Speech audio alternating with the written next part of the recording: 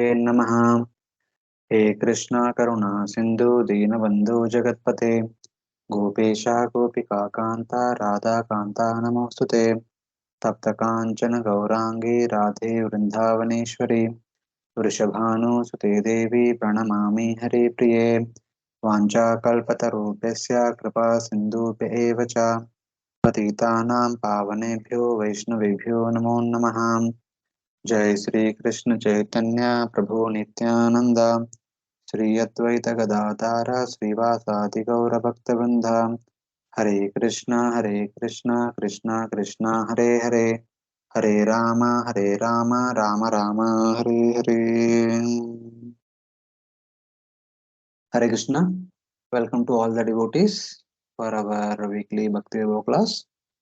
So, in the last week, we kind of came to a conclusion of the conversation between Rahugana and Brahmana Bharata, who, having answered the different logical argumentative questions of King Rahugana, and then giving a solution that ultimately the final solution is accepting the weapon of knowledge and detachment. One should cut the bondage of samsara. So, what is samsara? What kind of problems can come in samsara? In order to give a fair idea of that, and also how detachment is very essential in order to come out of the samsara. So, now in the 13th chapter, he is speaking about the forest of material enjoyment. It is also like an allegorical story like that of Puranjana. So, like a merchant going into the forest and what are the difficulties he encounters is told like a story. But here the merchant is the Jivatma. Forest is the entire material existence. And all the difficulties that come to a merchant in the forest are like the difficulty that we encounter while living in this material world. So that is where we are discussing. Last time we discussed about 10th verse, and today we'll continue from text number 11 onwards. Wherein in 10th verse it is said that sometime, sometimes searching for a little honey, he is bitten by bees. Disgraced, he finally obtains it with great difficulty, but by force, others steal it from him. Honey is like temporary enjoyment.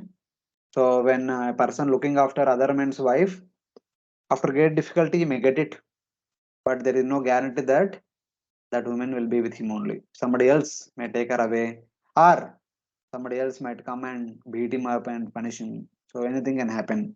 So that's how it is treated as honey is compared to the enjoyment that one gets by associating with other man's wife, something like that.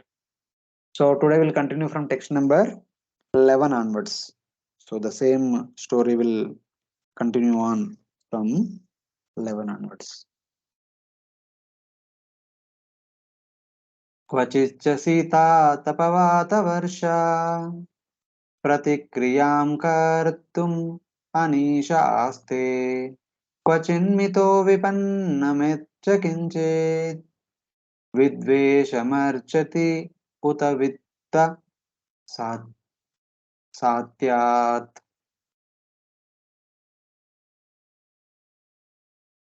Please read the translation.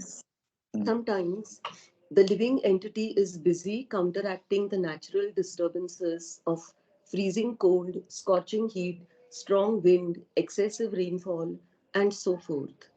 When he is unable to do so, he becomes very unhappy. Sometimes he is cheated in business transactions, one after another.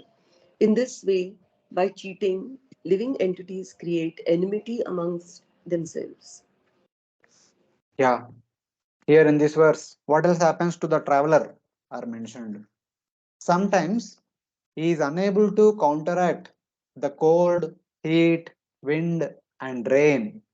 Sita, Atapa, Vata, Varsha. Hmm. Sometimes, while transacting business with others, he gains their enmity because of cheating them for wealth. So, forest means all the natural calamities that is indicated here. So then, because since he's a merchant, while doing a business, he may have to tell lies, he may have to cheat others, something like that. All these things. Because of that, he will create enmity with his transactors. So like that. While buying and selling, because of cheating for money, he develops enemies. So with whomsoever he does business, because business means it involves giving some false promises, etc.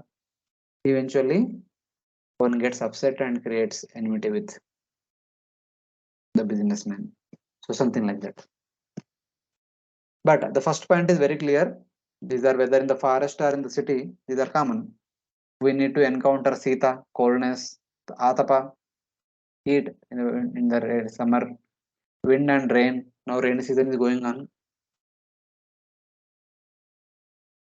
क्वचित् क्षीण धनस्तु तस्मिन् शय्यासनस्थानविहारहीनः याचन् परादप्रतिलब्धकामः पारक्यदृष्टेर्लभतेव मानम्.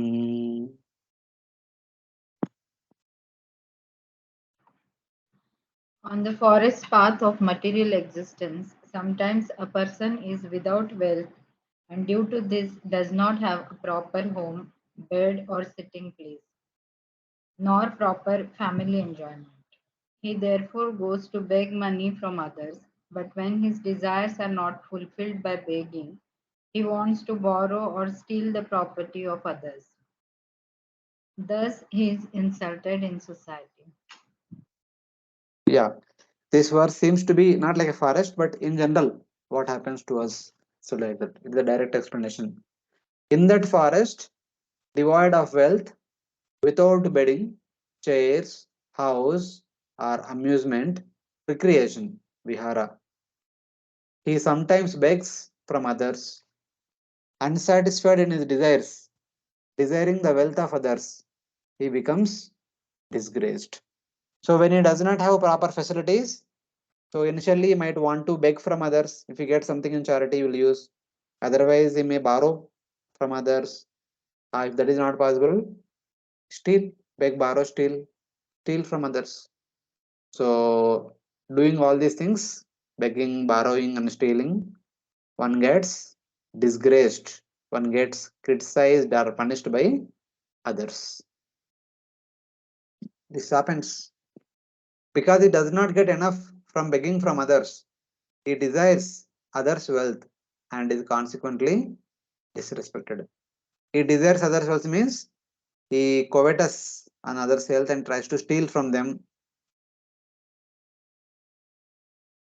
He'll be punished and disrespected. Something like that. So this happens around us also. This is how the things are happening in the material world. So in a way, the forest of material existence is like what's happening around us.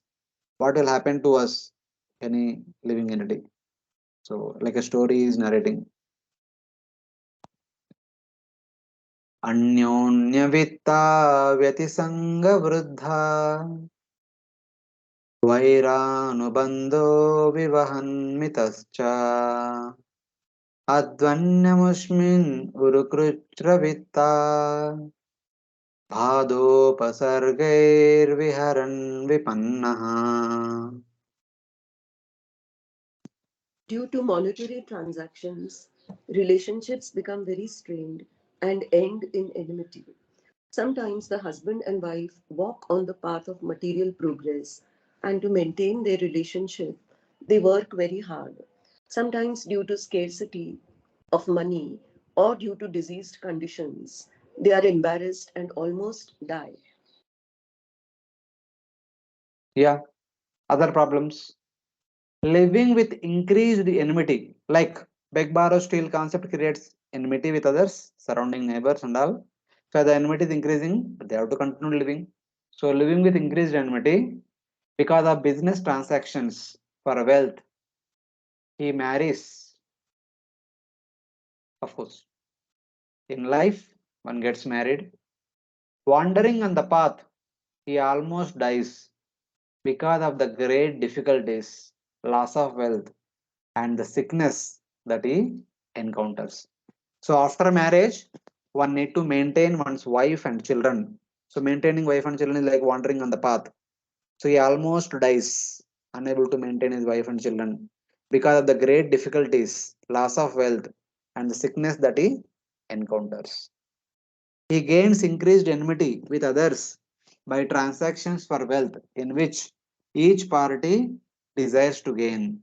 But still, he marries among us such persons. So, wandering on the path of material existence, he almost dies because of great suffering, loss of money, and sickness. So, basically, in this material world, surviving itself is a painful process because of so many reasons, so many things. That is what is kind of indicated here.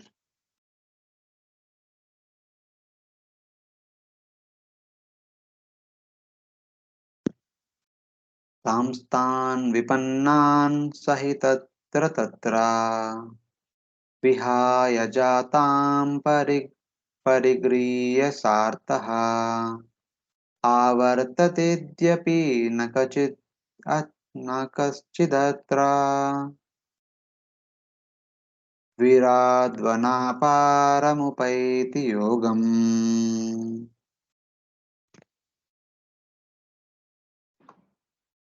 My dear king, on the forest path of material life, first a person is bereft of his father and mother, and after their death, he becomes attached to his newly born children.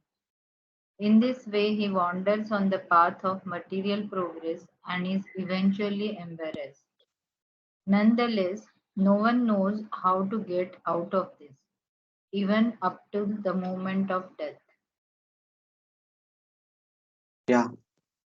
O king, giving up all those who have died, the parents, uncles, aunts, grandparents, everyone, giving them up and accepting those who are born, daughter, son, grandchildren, he wanders about in the forest. Even then, the merchant does not take to the method of crossing material life. Advanaha param yogam. In spite of seeing that people are dying and people are getting born, but this person is not at all interested in taking to the path of going back home, back to God. Giving up the dead parents, he accepts those who are born children. He wanders about, but until today does not go toward the Supreme Lord. No one among the merchants attain the method of crossing the forest, bhakti or jnana. Matlab, those who are interested in material enjoyment, they will not take shelter of jnana yoga or bhakti yoga, which can take one out of this material existence. They do not have any interest in this process. Instead, they try to get flickering happiness in this material world. So this verse somewhat similar to a verse that comes in Mahabharata, which Srila Prabhupada quotes again and again. So when Yaksha was asking different questions to Yudhishthira Maharaj, Yaksha Prakshana section. So one of the question is that what is the most astonishing thing in this world? Then Yudhishthira Maharaj says that Yani Yaniha. What was that? Ahani ahani bhutani. Ahani ahaniya bhutani gachantiha yamalayam sheshastavaramichanti kimacharyam ataparam. Ahani ahani bhutani. He says that every day I am seeing. Ahani means day.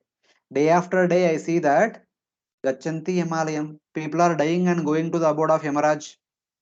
But in spite of seeing one's own relatives, friends, family members, elders, that they are dying and going to Yamaloka, abode of Yamaraj, Shesha Stavaram Ichanti. Remaining all, they make a plan that no, I will remain here eternally, or they desire to stay here for the rest of eternity. Kimachari Mataparam.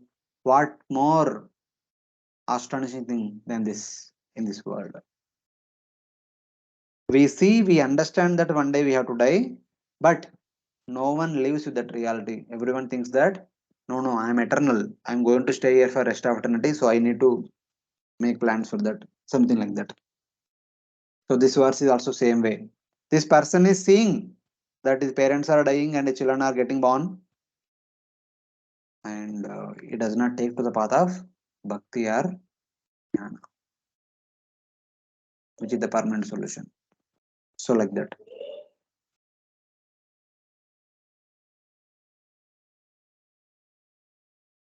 मनस्विनो निर्जित दिग्गजेन्द्रा ममेति सर्वे भुवि बद्धवैरा मृदेशैरन्नतु तद्व्रजन्ति यन्नष्टदण्डो गतवैरोभियाति.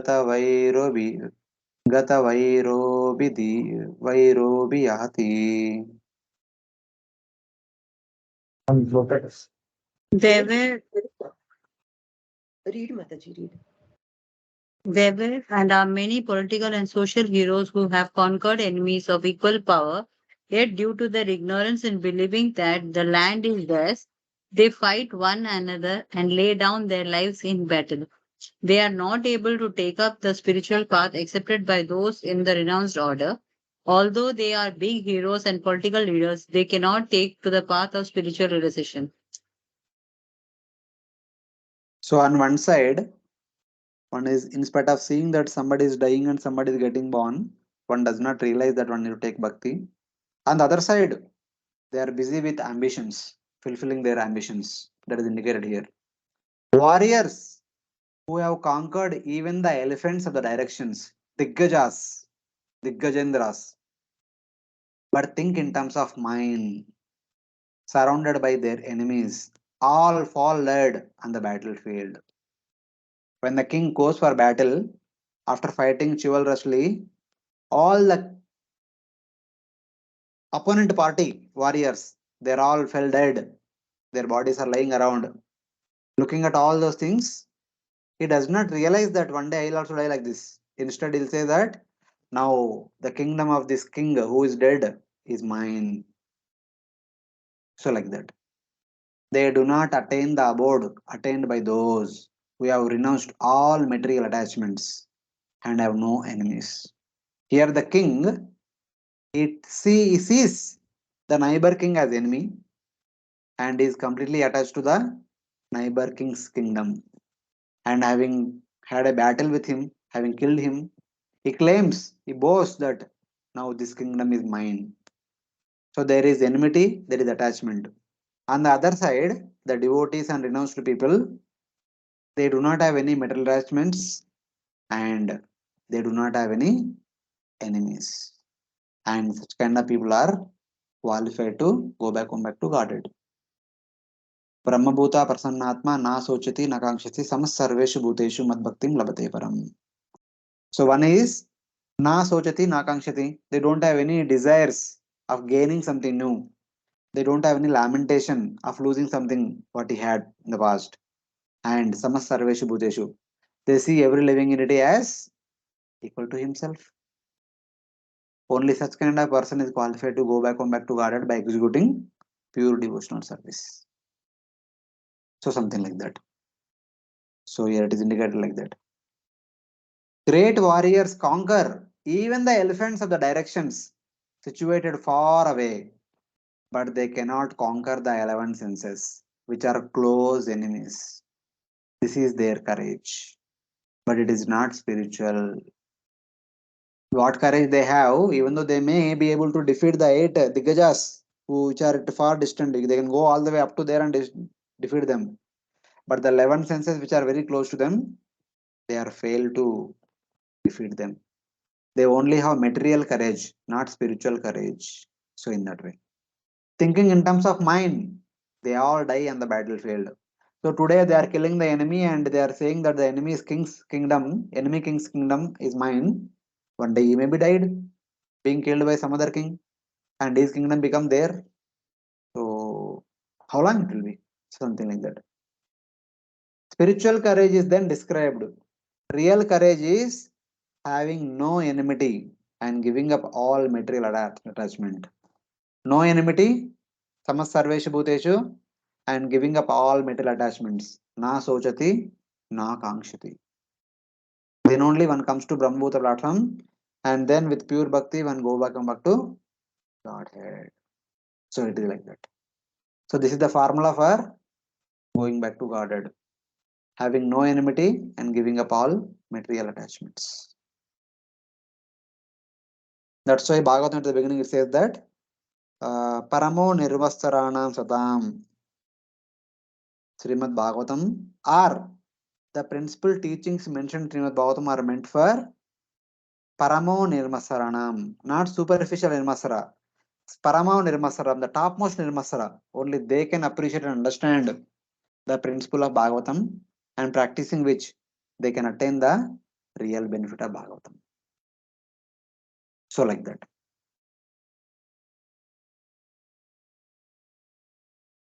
Hare Krishna, following all of you? Yes, Prabhuji. Yes, Prabhuji. प्रसज्यति क्वापि लता भुजाश्रयस् तदाश्रया व्यक्तपदद्विजस्पृहा क्वचित् कदाचिदरिचक्रतस्त्रिशन् सख्यं विदत्ते बतकङ्कगृध्रै. Sometimes the living entity in the forest of material existence takes shelter of creepers and desires to hear the chirping of the birds in those creepers. Being afraid of roaring lions in the forest, he makes friends with cranes, herons, and vultures. Yeah, further other things, other problems that come across in the forest. Sometimes the living entity in the forest of material existence takes shelter of creepers, desiring to hear the chirping of the birds in those creepers. Being afraid of group of lions in the forest, he makes friends with cranes, herons, and vultures. So, some more graphical details. Here Sukadeva Goswami is mentioning, not Sukadeva Goswami, our Brahmana Bharata is mentioning that. Again, the forest of mental life is further described.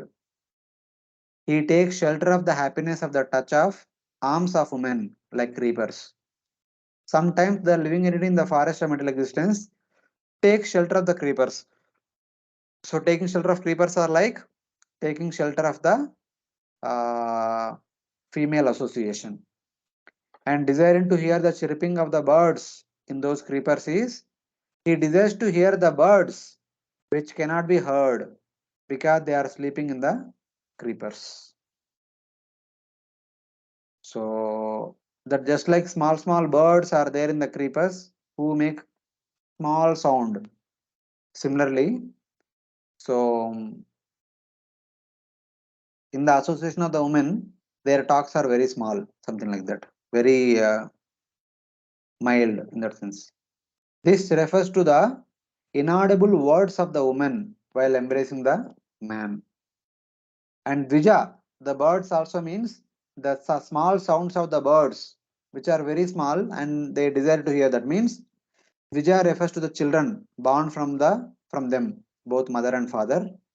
He desires to see and touch them, and he desires to hear the small words, the broken words of the small kids, who are tender like the creepers. So something like that. Basically, desiring to associate with the creepers and desiring to hear the small words, the mild words of the birds is like desiring to be in association of wife and small kids and desiring to hear their broken and mild words, something like that. Pretenders say, how will you become free of material life? So then, being afraid of group of lions in the forest, he makes friends with cranes, herons, and vultures. So unable to tolerate the difficulties in the forest, one of the great difficulties in the forest is to save oneself from the tigers. So tigers are like death. So afraid of death and future birth in lower species and us. So desiring to get some mukti, desiring to get some atonement for one's sinful activities, one takes shelter of false gurus. So something like that. Hearing these words by chance, when the false guru says, how will you become free from material life? When the false guru says like this, they become afraid. Hearing these words by chance, he becomes afraid of the whole wheel of time, which is like a group of lions. To alleviate his fear, he greedily accepts the words of the chieftains, who say, easily you can cross the ocean of suffering. Please surrender to me, I will deliver you. Something like that. The false guru say that easily, very quickly in one day you can cross the mental existence. Like that, he become attracted to the false promises of false gurus, being afraid of the time of lions, time of tigers in the forest. Nothing but tigers means death, death means time. So in that way, he makes friends with the cheaters who are like cranes. They are cheaters, unintelligent, and very cruel by their very nature. They speak nicely, they take away all one's wealth, and they throw one away. So something like that. That kind of people. And they are compared to the cranes. So like that. So but they will never ever come in the association of great devotees. Even they come to the association of great devotees, because the great devotees say follow four regulated principles, get up early in the morning, take bath, attend a morning program and all. It is very difficult for them. They will not be able to continue for long. They say, no, you people are impractical people. There is no you, something like that. That is mentioned in the 17th verse. Tervanchitoham sakulam samavisham आरोचयन् शीलमुपैति वानरान् तज्जातिराशेन सुनिवृतेन्द्रिया परस्परोद्वीक्षण विस्मृता विस्मृतावधि.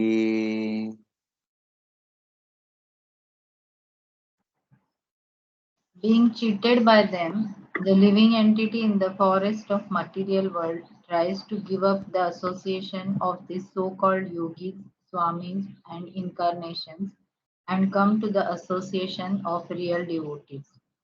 But due to misfortune, he cannot follow the instructions of the spiritual master or advanced devotee, and therefore he gives up their company and again returns to the association of monkeys who are simply interested in sense gratification and woman. He Yeah. derives Hare Krishna.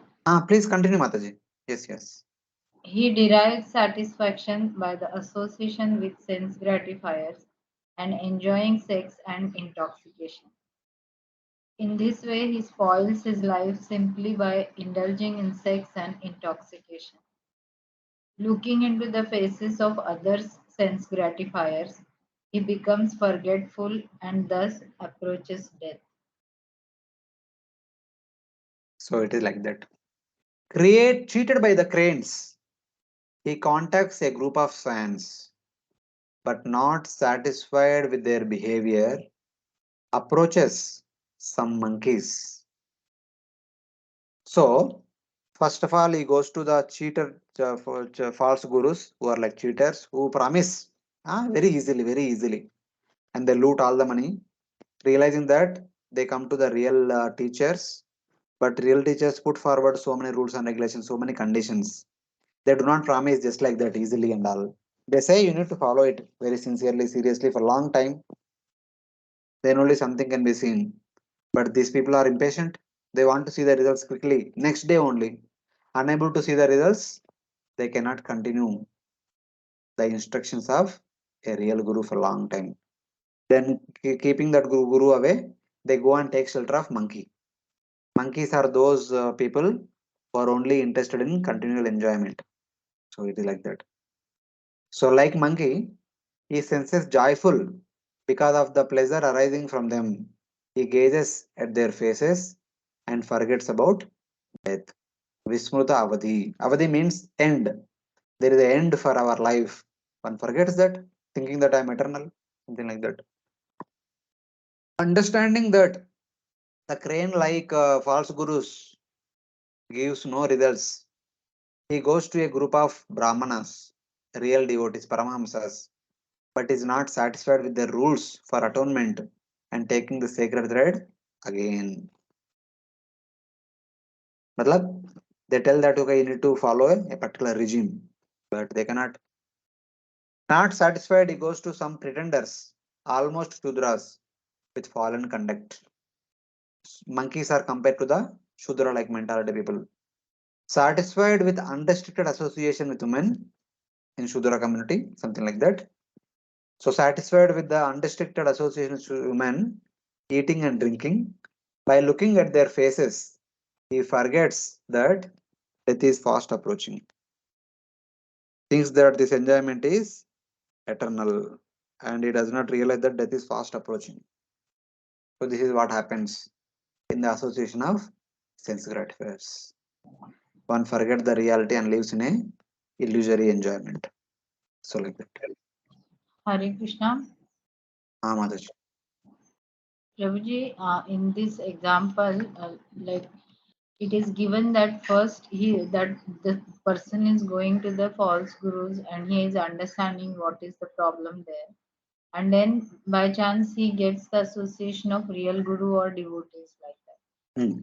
So he tastes the what is the actual nectar, but he's not able to sustain it because of the rules and regulation. He's not able to follow it, so he again returns to that company. So I'm not understanding like what part of his like his consciousness doesn't give him मतलब उस साथ नहीं देता है, or his determination fails, or what happens that even after coming to the real devotee, Nothing. Here is searching for happiness. वो real devotees के contact में आने के बाद भी हैप्पीनेस तो मिला ना प्रभु जी, बट ही इज हाँ नॉट मिला. एबल, मतलब कुछ तो अनुभव किया होगा, that is why he remained with them for some time, but then See, later as soon as he comes in the Arjuna devotee, they'll say that no meat eating, no intoxication, no illicit, no gambling. बस हो गया. उनका hope सब चारा चला गया. सब hope चला गया. होप ऑफ एंजॉयमेंट इज बंद हो गया. oh like that, okay. Like that. See, we are not talking about a person who want to get out of the material existence. We are talking about a person who want to enjoy as much as possible in this material world. Okay. What is the mentality of a merchant? He wants to gain profit. Bas, profit. See, for a merchant, he want to earn money, earn wealth. For a living entity, he want to get happiness, sense gratification as much as possible. बस उनका गोल वही है. वो कहाँ पे मिलता है उसके लिए ढूंढते रहते हैं. Okay, I thought that he came into contact with devotees. He followed the path of devotion for some time, and then his No. determination Like failed. he is Like meeting so many false gurus, like that he also met real gurus. But oh, real guru said, false guru said, कल आपका वो शुद्धिकरण हो जाएगा. But वो नहीं हो रहा है. When they come to real gurus, they don't give false promise. They say that you need to practice the strict rules for entire life. So he is not interested in following strict rules. He wants quick happiness. Kamastete ritagnyana prapadyante anna devata. So like that. okay, so the Rajasic and Tamasic type of happiness he wants. That is why when he actually meets with Sattva-guni people, he cannot remain there. Yeah. See now, meeting monkeys, he's enjoying. He's quite happy in the association of monkeys. Right. So it is like that. We are talking about a person who is trying to enjoy here, not about a person who is trying to get out of this world. Okay. Okay. Thank you. Simple. Merchant means his mentality is there more wealth.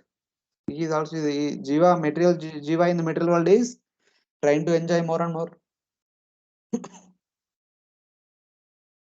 So then, what happens? Drume churamshan sutadhara vastalo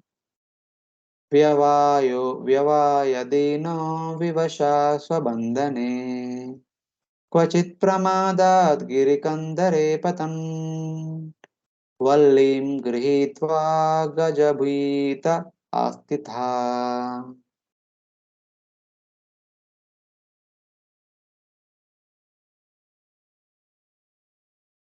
Please read the translation.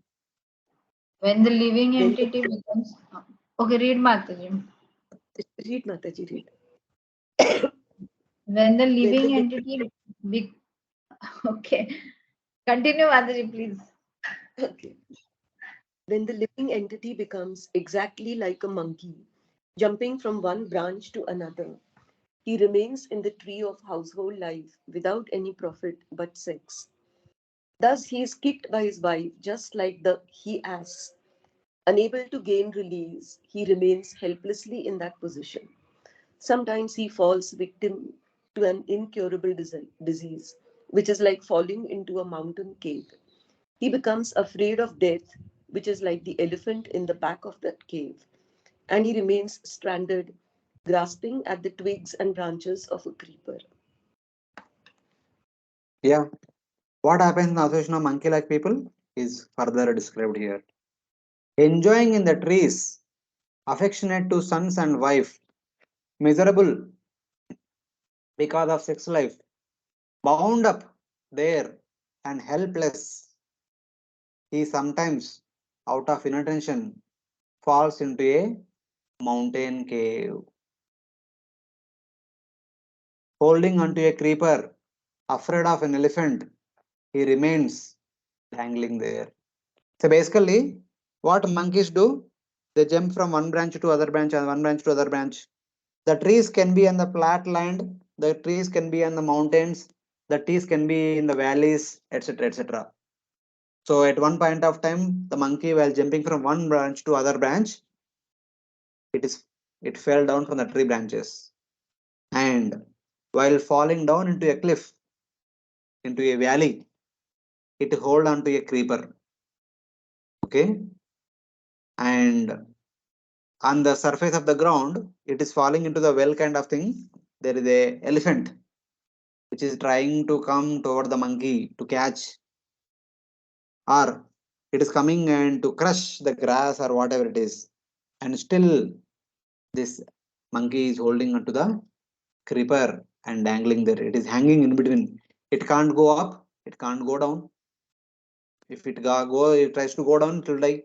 If it goes up, again it will die. Elephant is there. So something like that. He enjoys in the houses places of pleasure. Desiring sex life, he is kicked by the woman. He is bound up helplessly. That means basically, I mean, in one sense, kicked by the woman means it can be literally or it can be other way. Demanding, get money for the maintenance of the family, something like that. You keep thrashed by the woman, something like that, to maintain the family. He is bound up helplessly in that forest and cannot escape, but continues to wander in the forest. So he cannot give up and he has to work hard to maintain the family. So something like that. Becoming terribly sick, like falling into a mountain cave, he fears death compared to an elephant. So when unable to maintain his family, he is falling down like monkey fallen down from the tree branches, unable to hold on to the tree branches. As it is fallen down, there he happens to catch some creepers. And there is the elephant, which is like the death. If it comes up, the elephant will crush and kill. He remains alive by the support of his karmas, like a vine holding him up. So being holding on to the creeper or held by the creeper, he is hanging in between. That means he can't die, he can't live. So like that, like a bedridden condition. So this is what happens at the end, something like that. And this is the last verse about the story of the Vanik merchant in the forest. अत अत कथञ्चे सविमुक्त आपधा पुनश्च सार्थं प्रविशति अरिन्दमा अद्वन्नमुष्मिन् अजया निवेशितो भ्रमन् जनोद्यपि न वेद कश्चन.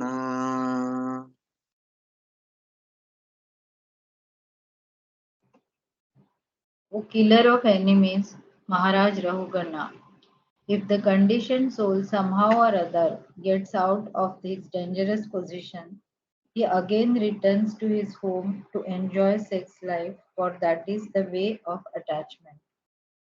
Thus, under the spell of the Lord's material energy, he continues to loiter in the forest of material existence. He does not discover his real interest even at the point of death. O king, killer of enemies, somehow the merchant becomes free from danger and again begins to enjoy. Somehow the elephant went away and holding onto the creeper he came up.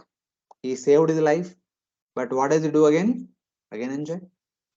Absorbed in the path of enjoyment by ignorance, a person wanders about till death and does not understand anything.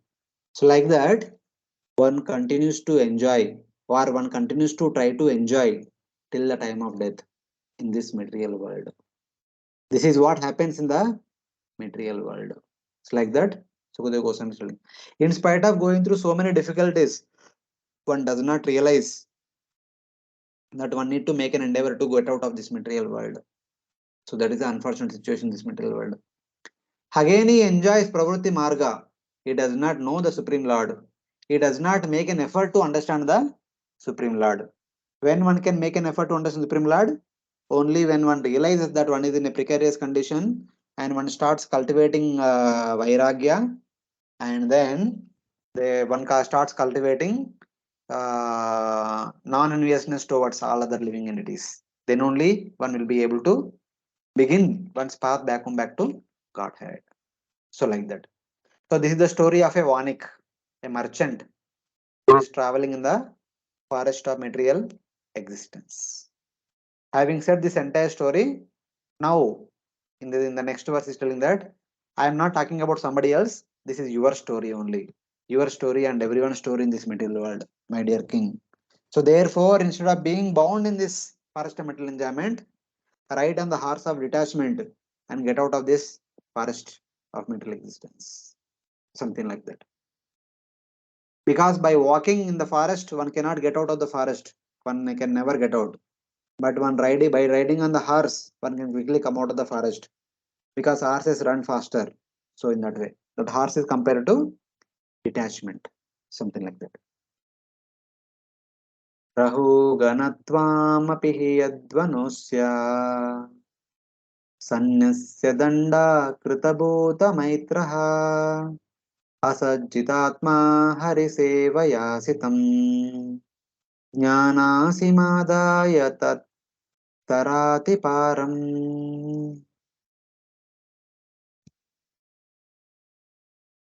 My dear, continue. We are also a victim of the external energy, situated on the path of attraction to material, so that you may become an equal friend to all living entities. I now advise you to give up your kingly position and the God which you punish in them. Give up attraction to sense objects and God sharpen mind. Then you will be able to cut the hard knot of illusory energy and cross to the other side of the ocean of nature. So this is a direct instruction to King Rahugana. Maratha पण आहे. Hare Krishna, Madhavi Gopi Mataji, kindly mute yourself if you are not speaking. So while others are reading, it is causing disturbance. Sorry. O King Rahugana, you are also absorbed in the material existence. Just like the merchant is absorbed in the material existence, you are also absorbed in the material existence. So what is the solution? What is the way out? making friends with all beings.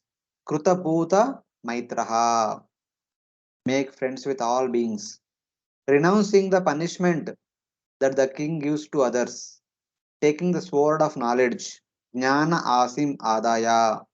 That has been sharpened by devotional service to Lord.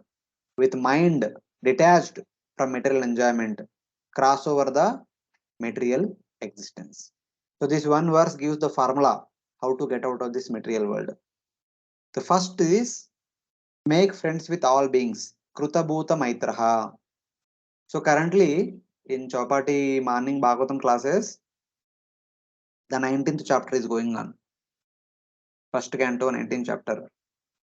So in the beginning of the 19th chapters, when Parikshit Maharaj understood that I am going to die, being bitten by the snake bird, Takshaka.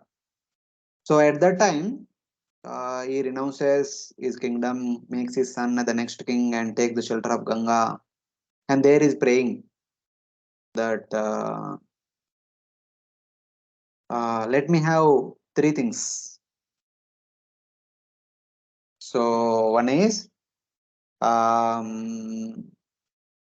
attraction to the lotus feet of the Supreme Lord, association of devotees, and Maitri, the friendship to all other living entities. He says that as a result of my karmas, if I have to take birth again and again, I will take no problem. But wherever I may take birth again, let me have these three things. Association of great devotees, Rati Prasangascha Tadashrayeshu, and attachment to Lord's lotus feet, and then Maitrastu Sarvatra Namo Vijebhya. Oh Brahmanas, who all have come to bless me, please bless me that. Let me take birth again and again in this material world. I am not worried about that. But I only desire to be in the association of devotees, attraction towards the Lord's lotus feet, and then friendly disposition towards all the living entities. This was the desire of Parikshit Maharaj. That was the desire of any great devotee.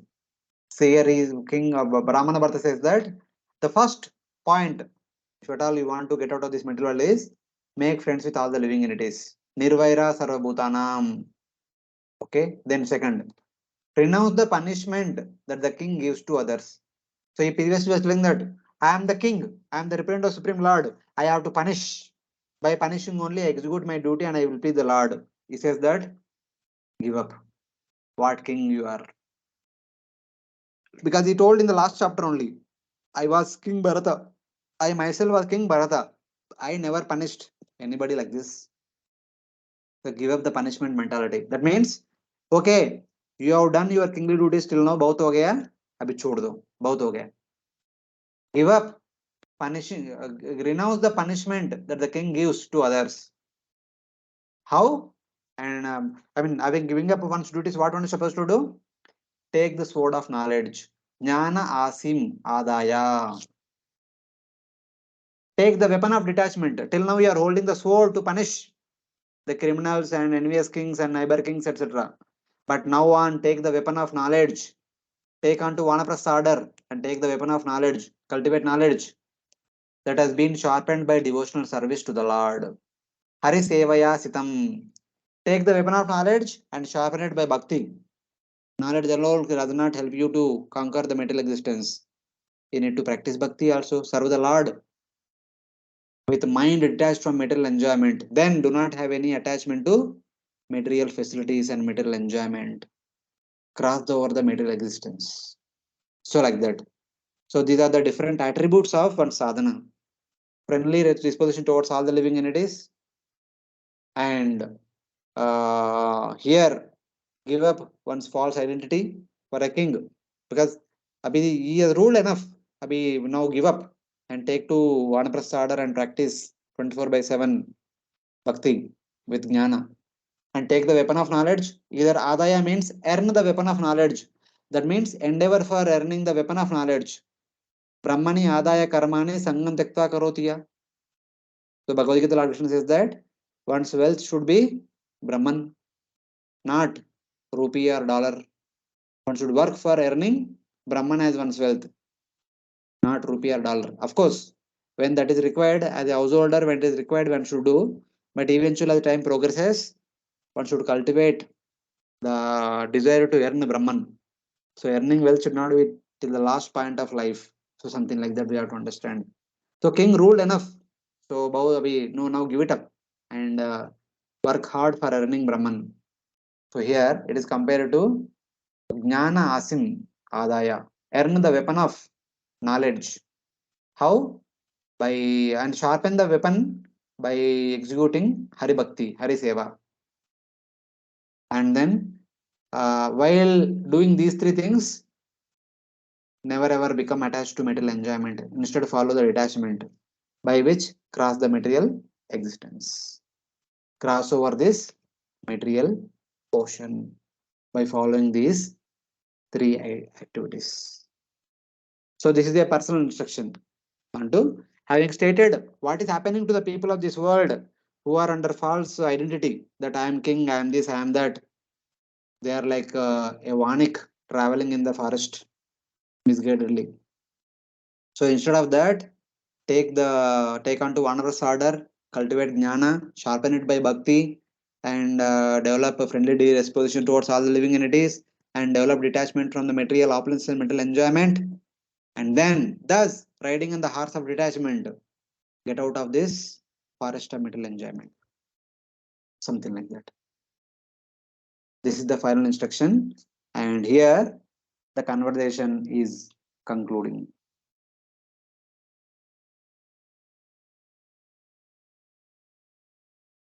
Okay, Hare Krishna, any questions till now? No, No, Prabhuji. Prabhuji. Hare Krishna. Hare Krishna, Prabhuji. Yes, Mataji. Dhanvat Pranam. Prabhuji, I just was thinking that, like just now you mentioned a couple of verses before that the idea to go back to Godhead is when you understand the misery of this world and you develop detachment. Is this the correct objective of going back to Godhead? No, no, it is not like that. He is not understanding only. He is, he is trying to find out happiness here, there, everywhere, like that. Like monkey jumping from one branch to other branch, like that. See, one way, while looking at that's what Srila Prabhupada says, na? Intelligent person will understand what is what just by hearing. Second Yeah. class person will understand by seeing. Third class person will understand by experiencing. So we are talking about the Vanik here. So which class person is he? Yeah. More on the He's passion. no, he's a fourth class person. He's in spite of going through experience, he's not understanding it. That Okay. person is fourth class person. Oh, So like okay. that. Mm. So this is in context. It is spoken that this is how you should develop detachment. Ah. So ultimately, he is telling this mental world is this is only the people in this mental world who are identifying with their false identity. Hmm. Their story is like the monkey. Their story is like the Vanik. Mm-hmm. So this is not the all in all. What is all in all is in the spiritual world. So you need to go there. How you can go there? You ride the weapon of detachment. What is that? These three principles. So this is giving a final solution. Following this, only you can go back home back to Godhead. Yeah. Otherwise, you will continue like a Vanik in this material world. Okay. Okay. Yeah. Yeah. So Something yeah, like that. as an instruction to this person is correct. Yeah. Okay. Thank you. So now the king is going to express his gratitude to Brahmana Bharata in three verses.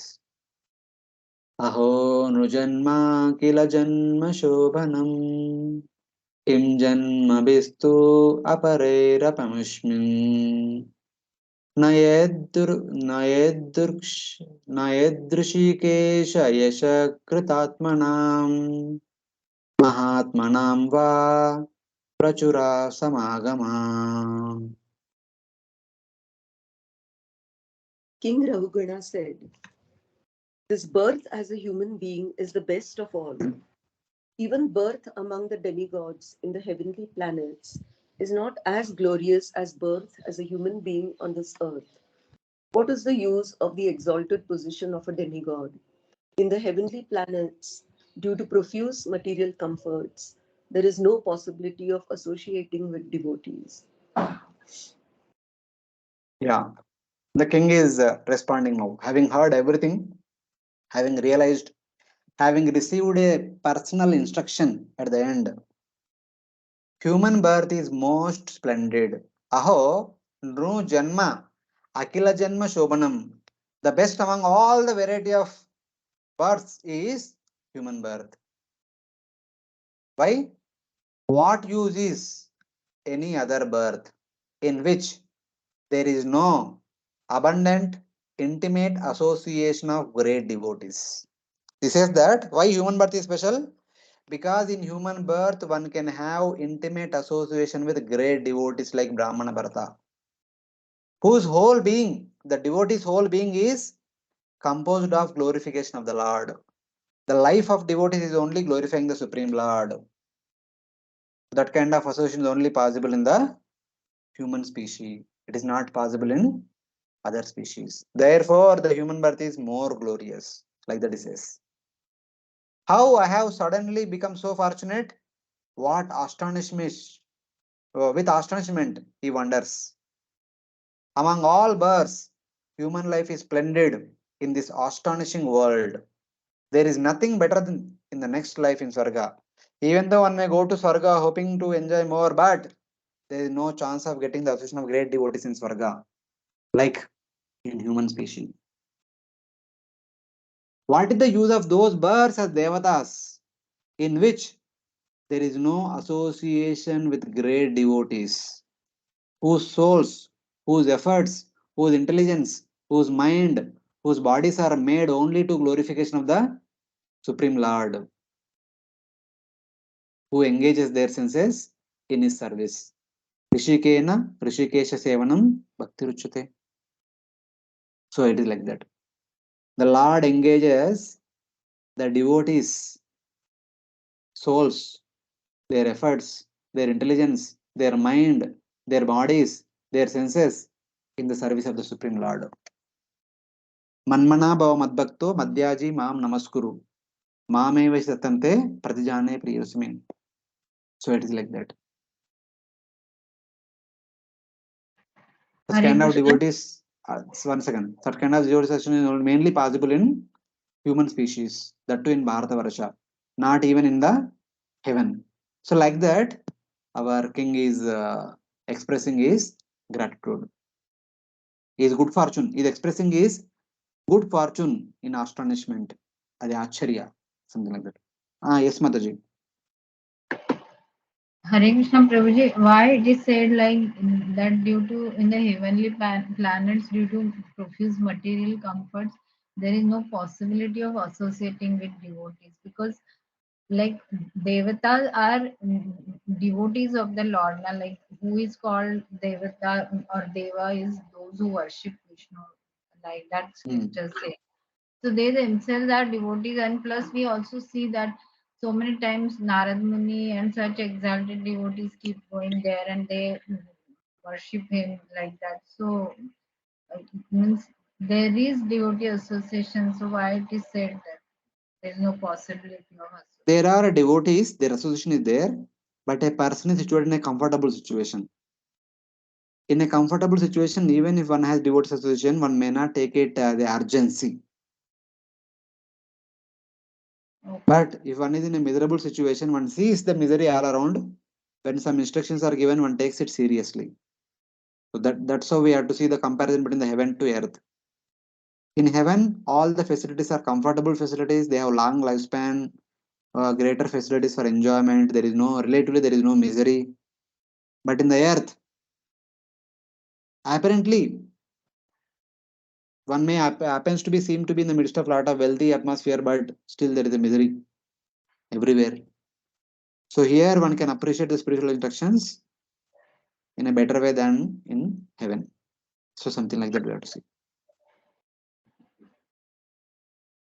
Yes, like, But thank you, later on we Prabhu. see in the next section of the fifth canto we see, but Bharatavarsha is special in that regard, offering one bhakti compared to heaven also.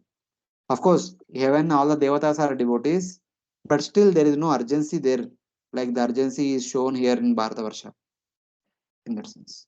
Because I understood your explanation, but I was trying to understand it in comparison to where Lord says that those who are means they do the bhakti halfway, and those yogis who fall down like that, they get that verse is there na Srimatam Shuchinam Deha. So they are given that as a facility to take birth in a opulent family like that, so that he Hmm. don't have to struggle with the daily needs and he can concentrate on the bhakti. That is the purpose now of giving birth in that Srimatam Of like course, that. that is only some example. That is not with everyone. Na?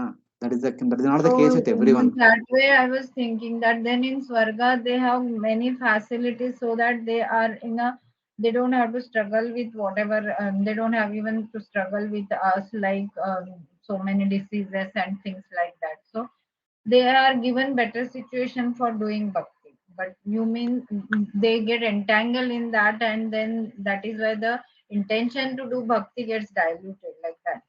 Yeah, in a comfortable situation, there is a great chance of diverting. Okay. Hmm. Okay, So like thank that you. you should see.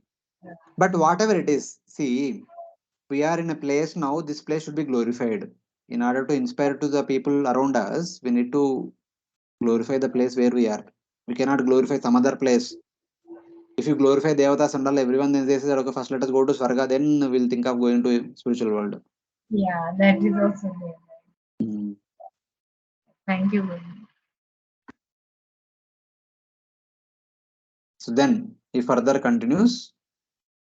नई अद्भुतं त्वचरणाब्जरेणुभिः हतां हसो भक्तिरदोक्षजे मला महोर्तिकाद्यस्य समागमाच्च मे दुस्तर्कमूलोऽपहतो Viveka. It is not at all wonderful that simply by being covered by the dust of your lotus feet, one immediately attains the platform of pure devotional service to Adokshada, which is not available even to great demigods like Brahma. By associating with you just for a moment, I am now freed from all arguments, false prestige, and lack of discrimination, which are the roots of entanglement in the material world. Now I am free from all these problems. He continues, it is not astonishing that all my sins have been destroyed by the dust of your lotus feet, and that pure bhakti to Supreme Lord has arisen in my heart. It is not astonishing that my sins have been destroyed and bhakti has been taken birth in my heart. It is not my greatness. It is the greatness of your association. When we come in the association of great personalities like you, these things happen automatically. It is not at all astonishing. Like that is saying. It is glorifying the association of Brahmana Bharata. By a moment's association with you, my lack of discrimination, the root of my false arguments, has been destroyed. Mahurtikad yasya. That means he's telling that we have been discussing for last one muhurta, last 48 minutes. And this 48 minutes of discussion has uprooted my false logic. The false relation sitting in my heart has been destroyed completely. Now my heart is completely purified of all contamination, and there is only bhakti in my heart. This is not at all astonishing because I am in your association. This is the greatness of personalities like you. So he's glorifying Brahmana Bharata. You mentioned intimate association. Does that mean that a little association is useless? No, no. I spoke like that out of great enthusiasm. Just by obtaining the dust from your lotus feet, I have attained pure bhakti, which is rare even for Brahma or Indra. But this is not astonishing. So, what is astonishing is that if just by a moment's association, my mind corrupted by little knowledge and filled with bad logic becomes favorable to bhakti, How can one describe the greatness of prolonged association with great devotees like you? Have been only associated with you for last 48 minutes only. This is the result. If a person has a great opportunity to associate with people like you for a long time, what one could get, I can't even imagine. So like that, the king is expressing his astonishment and gratitude and the glorification of the Brahmana Bharata. So like that. My statements are shown by my enthusiasm. He's speaking loudly, he's speaking with happiness and jubilantly he's speaking. That indicates his great fortune. His expression of his great fortune. So something like that. He's telling that because I'm a human being, I could get your association. If I was something else, I could not have got your association. Like that, he was glorifying the human birth in comparison to other births. He says that even if our Brahma and Indra also this kind of opportunity is very rare. Great devotees like you will wander on the surface of the earth only. They don't wander so much in the Indra Loka or Brahma Loka so much. Something like that. So indirectly he is glorifying this place. The Bharata Varsha, which is the land of devotees. So in that way, he is glorifying.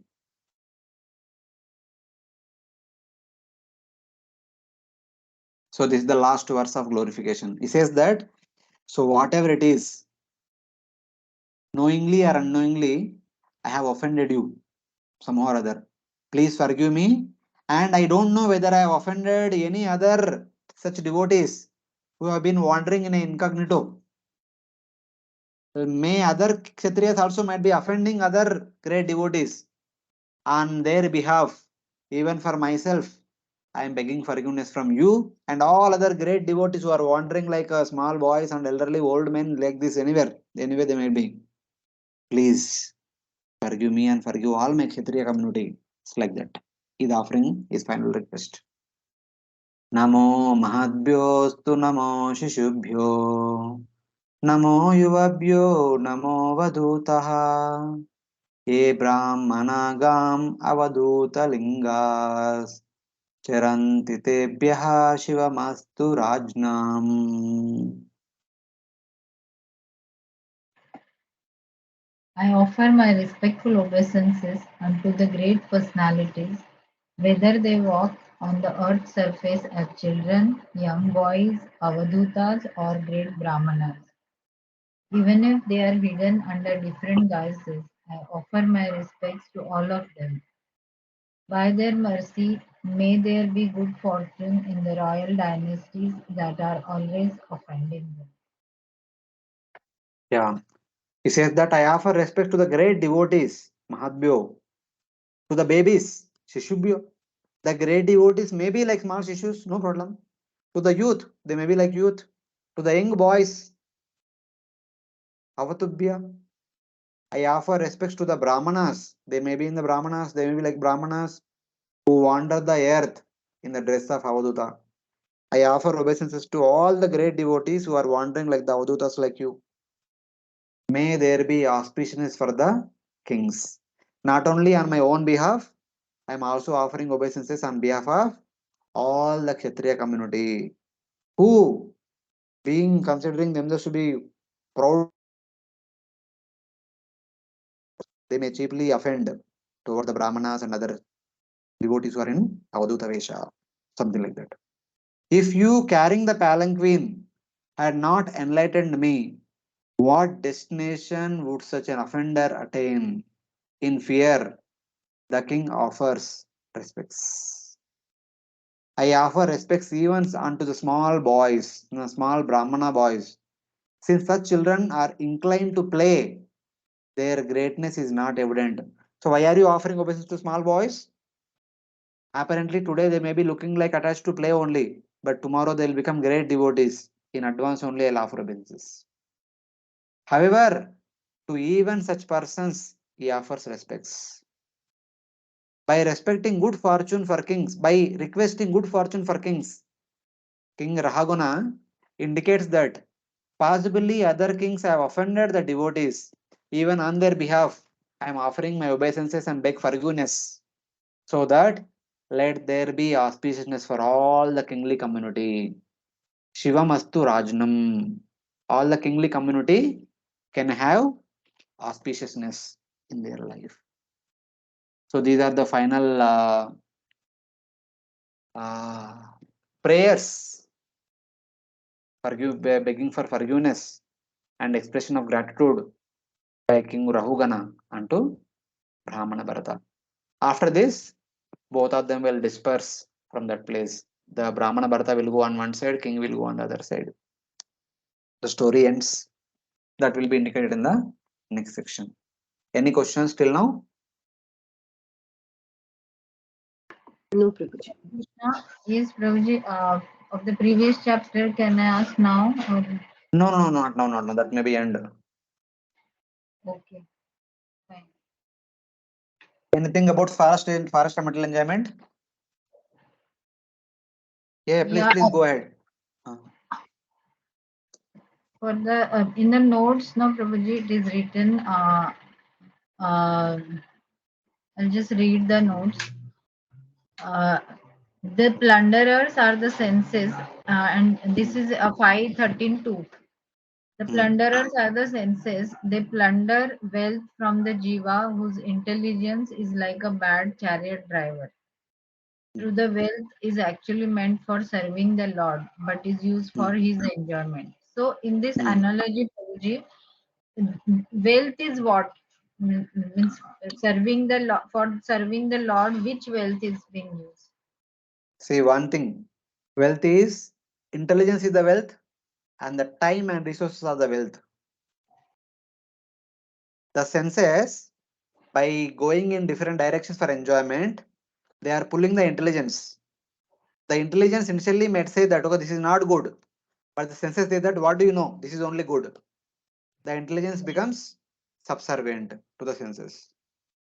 The senses are stealing away the good sense of a human being, so that the intelligence keeps guiding in the wrong way. So something like that. Okay, so intelligence is termed as a wealth in this. No? Yeah. So the, Yes. okay, thank you. But anyway, those things will be discussed in the 14th chapter. The entire story will be repeated again. We'll understand more deeper in that. Okay, thank you. So now, Parikshit Maharaj say, thinking that, King Rahugana was so fortunate. Though he offended Bharata by making him carry the palanquin, he was showered in the nectar of mercy and became successful. I am most unfortunate, not being forgiven for the offense of placing a dead snake on the neck of a Brahmana. I have been burned by the poison of his curse. What dark hell will I attain? So while Parishit Maharaj is thinking like that, because Parishit Maharaj is seeing himself in the case of King Rahugana. King Rahugana also performed an offense and he himself performed an offense. But King Rahugana, on the other hand, got benefited by the association of Brahmana Bharata. But I am destined to go to hell being killed by the snake bird. So like that, out of humility, he is thinking about himself like this, Parishit Maharaj. The understanding this, Sukadeva Goswami pacified the lamenting Parishit Maharaj by speaking the next verse. Sri Sukha Uvacha. Okay, please read the translation, 24th verse. Srila Shukadev Goswami continued, My dear king, O son of Mother Uttara, there were some waves of dissatisfaction in the mind of Jadabharat due to his being insulted by King Rahugana, who made him carry his palanquin. But Jadbharata neglected this, and his heart again became calm and quiet like an ocean. Although King Rahugana had insulted him, he was a great Paramahamsa.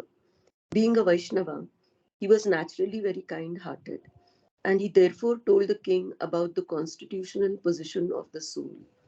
He then forgot the insult because King Rahugana pitifully begged pardon at his lotus feet. After this, he began to wander all over the earth just as before.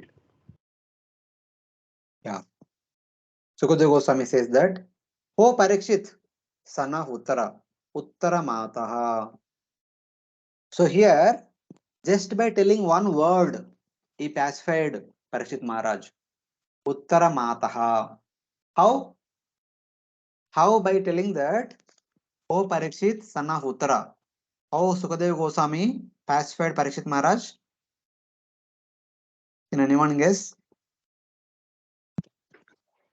Hare Krishna, Prabhuji, because when he was in the womb of Uttara, the Lord himself gave him darshan and Lord himself protected him from Brahmastra. So to remind him that you are more fortunate. So you are a great devotee. Don't think like that. Even before you are born, you are being protected by the Lord personally within the womb of your mother Uttara. Can Lord neglect you at this time now? So in the case of King Rahuguna, the great devotee Brahmana Bharata did not take offense seriously. So, but being inspired by Paramatma, he enlightened him and created his deliverance. But on the other hand, in your case, the Paramatma might not have done anything through Shringi or Shamika Rishi. But the same Paramatma inspired all the assembled sages here. The same Paramatma inspired me to come to you and speak Bhagavatam, by which the same Paramatma is delivering you now, who delivered you at the birth. So just by saying Uttara Mata, he kind of removed the fear, removed the lamentation in the heart of Parikshit Maharaj. So this is the greatness of Sukadeva Goswami. So like that. O Parikshit, son of Uttara, the Brahmana Jadabharata, Brahmarshi Sutta. So here is called Brahmarshi Sutta, the son of the great Brahmana, having the highest realization, though insulted by the king, out of great mercy, instructed the king on spiritual matters. Having been worshipped by the king with his tears of regret, the king had tears of regret and he worshipped and begged forgiveness, worshipped and expressed gratitude. His heart became as quiet as the full ocean after the agitation of the waves of his senses had been calmed, and he again wandered the earth. So with the quiet, matlab, in between, his heart kind of surged up. He wanted to give answers. When he wanted to give answers, he was in a kind of udvega, not feeling so sad that he was being insulted, but he went through a surge of emotions that I was a great king in the past, and you are a small king now, and you are boasting like you are a great king. So, not feeling like that, but in spite of being a great king, in spite of being a great devotee, I made a small mistake as a result of which I have been bound and I have been living here for 2 more births here. Sort of compassion is telling that why this king, being a small king, so proud. So wanted to help him understand the essence of life. So Brahmana Bharata spoke and gave him the highest essence of human life. So something like that. So while speaking this, he went through kind of emotional turmoil. But after speaking completely, when he saw the transformation in the heart of the king, he was completely pacified. His heart has become as calm as the ocean.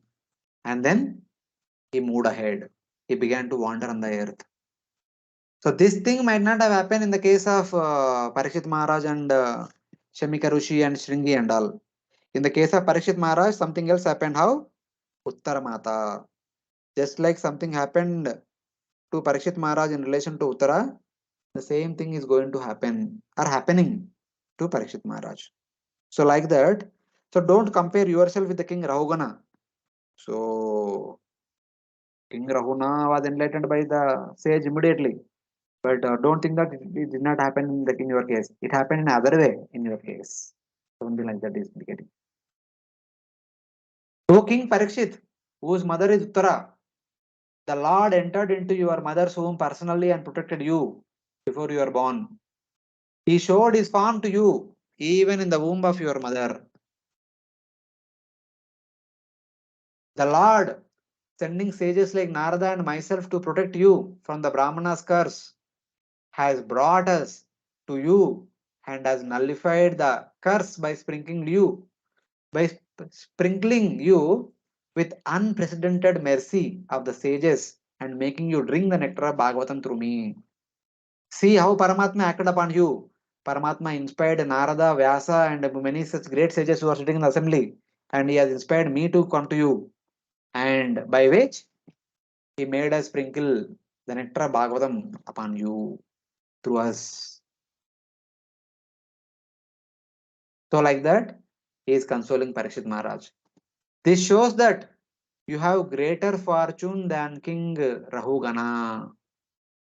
Because King Rahugana had only one Bharata, but you had many great personalities sitting here to bless you. You had greater fortune than King Rahugana, than Bharata, than myself, than and greater fortune than the great sages sitting here in the assembly. Therefore, why do you lament? None of us, none of the people here had this fortune. Because even I had, blessed by the association of Lord Krishna when I was in the womb of my mother, only Krishna came. But for you, see how many people came to bless you.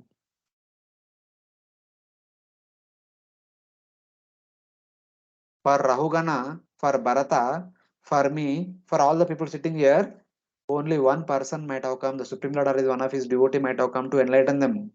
But in your case, you have been surrounded by lakhs of great sages. Everyone came to bless you. This kind of fortune is Nabuto na Bhavishyati.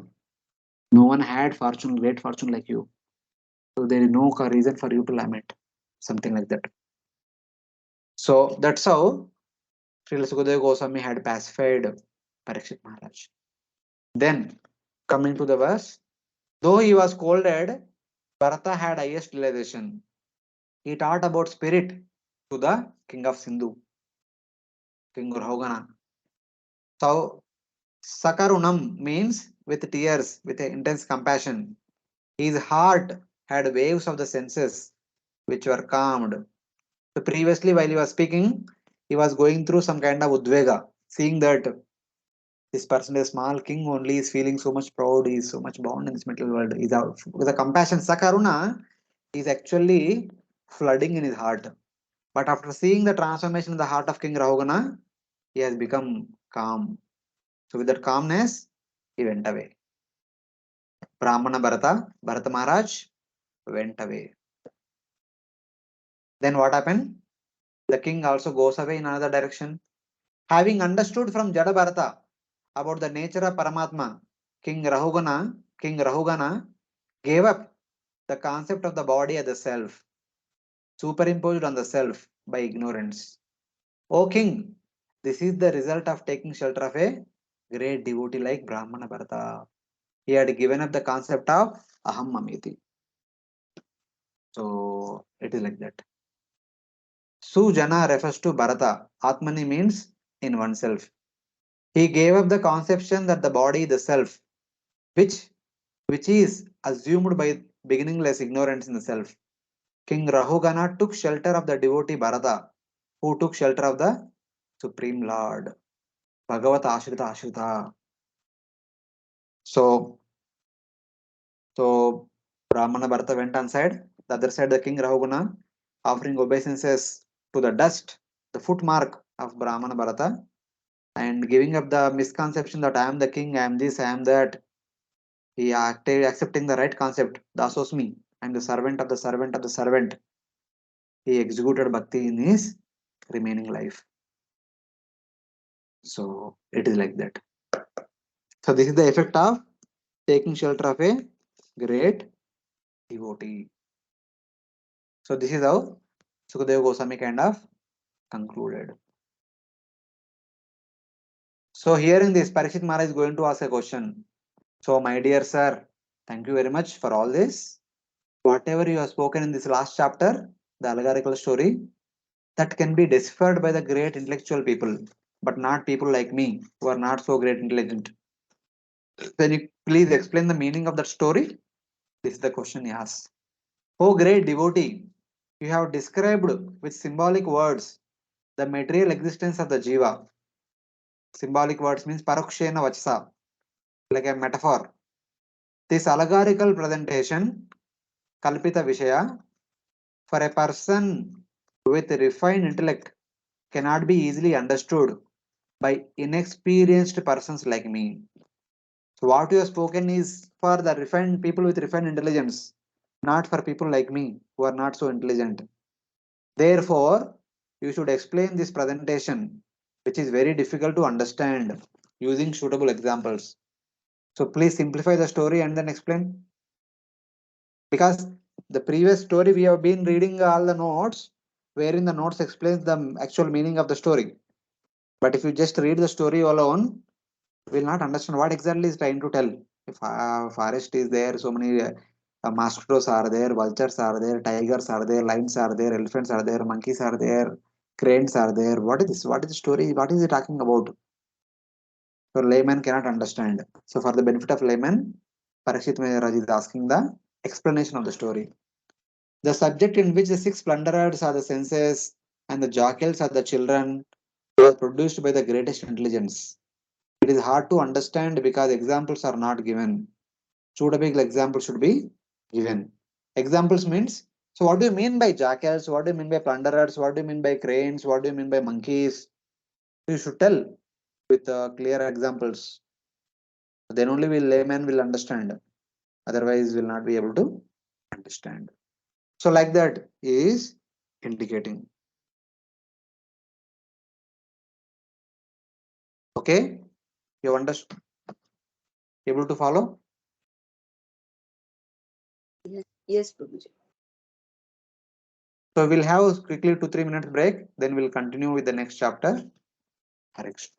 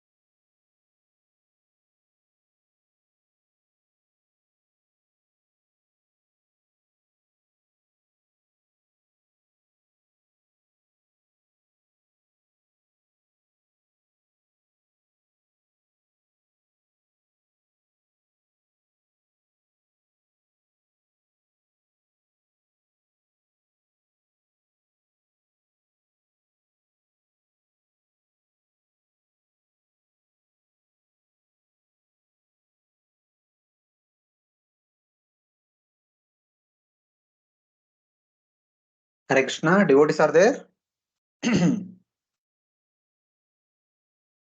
Yes, Hare Prabhuji. Krishna, Prabhuji. Hare Krishna. So we'll continue with chapter 14. So in this chapter, the previous chapter, the conversation is already over. Conversation between King Rahugana and Brahmana Bharata. They both research here and there, and eventually they attain perfection. That is already understood because of their elevated consciousness. One person is already elevated, other person got elevated by the knowledge. So now, being requested by Parishit Maharaj, Sukadeva Goswami is going to explain the meaning of the allegorical story of a Vanik entering into a forest. The explanation of the forest of enjoyment. In the 14th chapter, the characters of the story, like the plunderers and the jackals, are explained to be the six senses and one's family members, etc.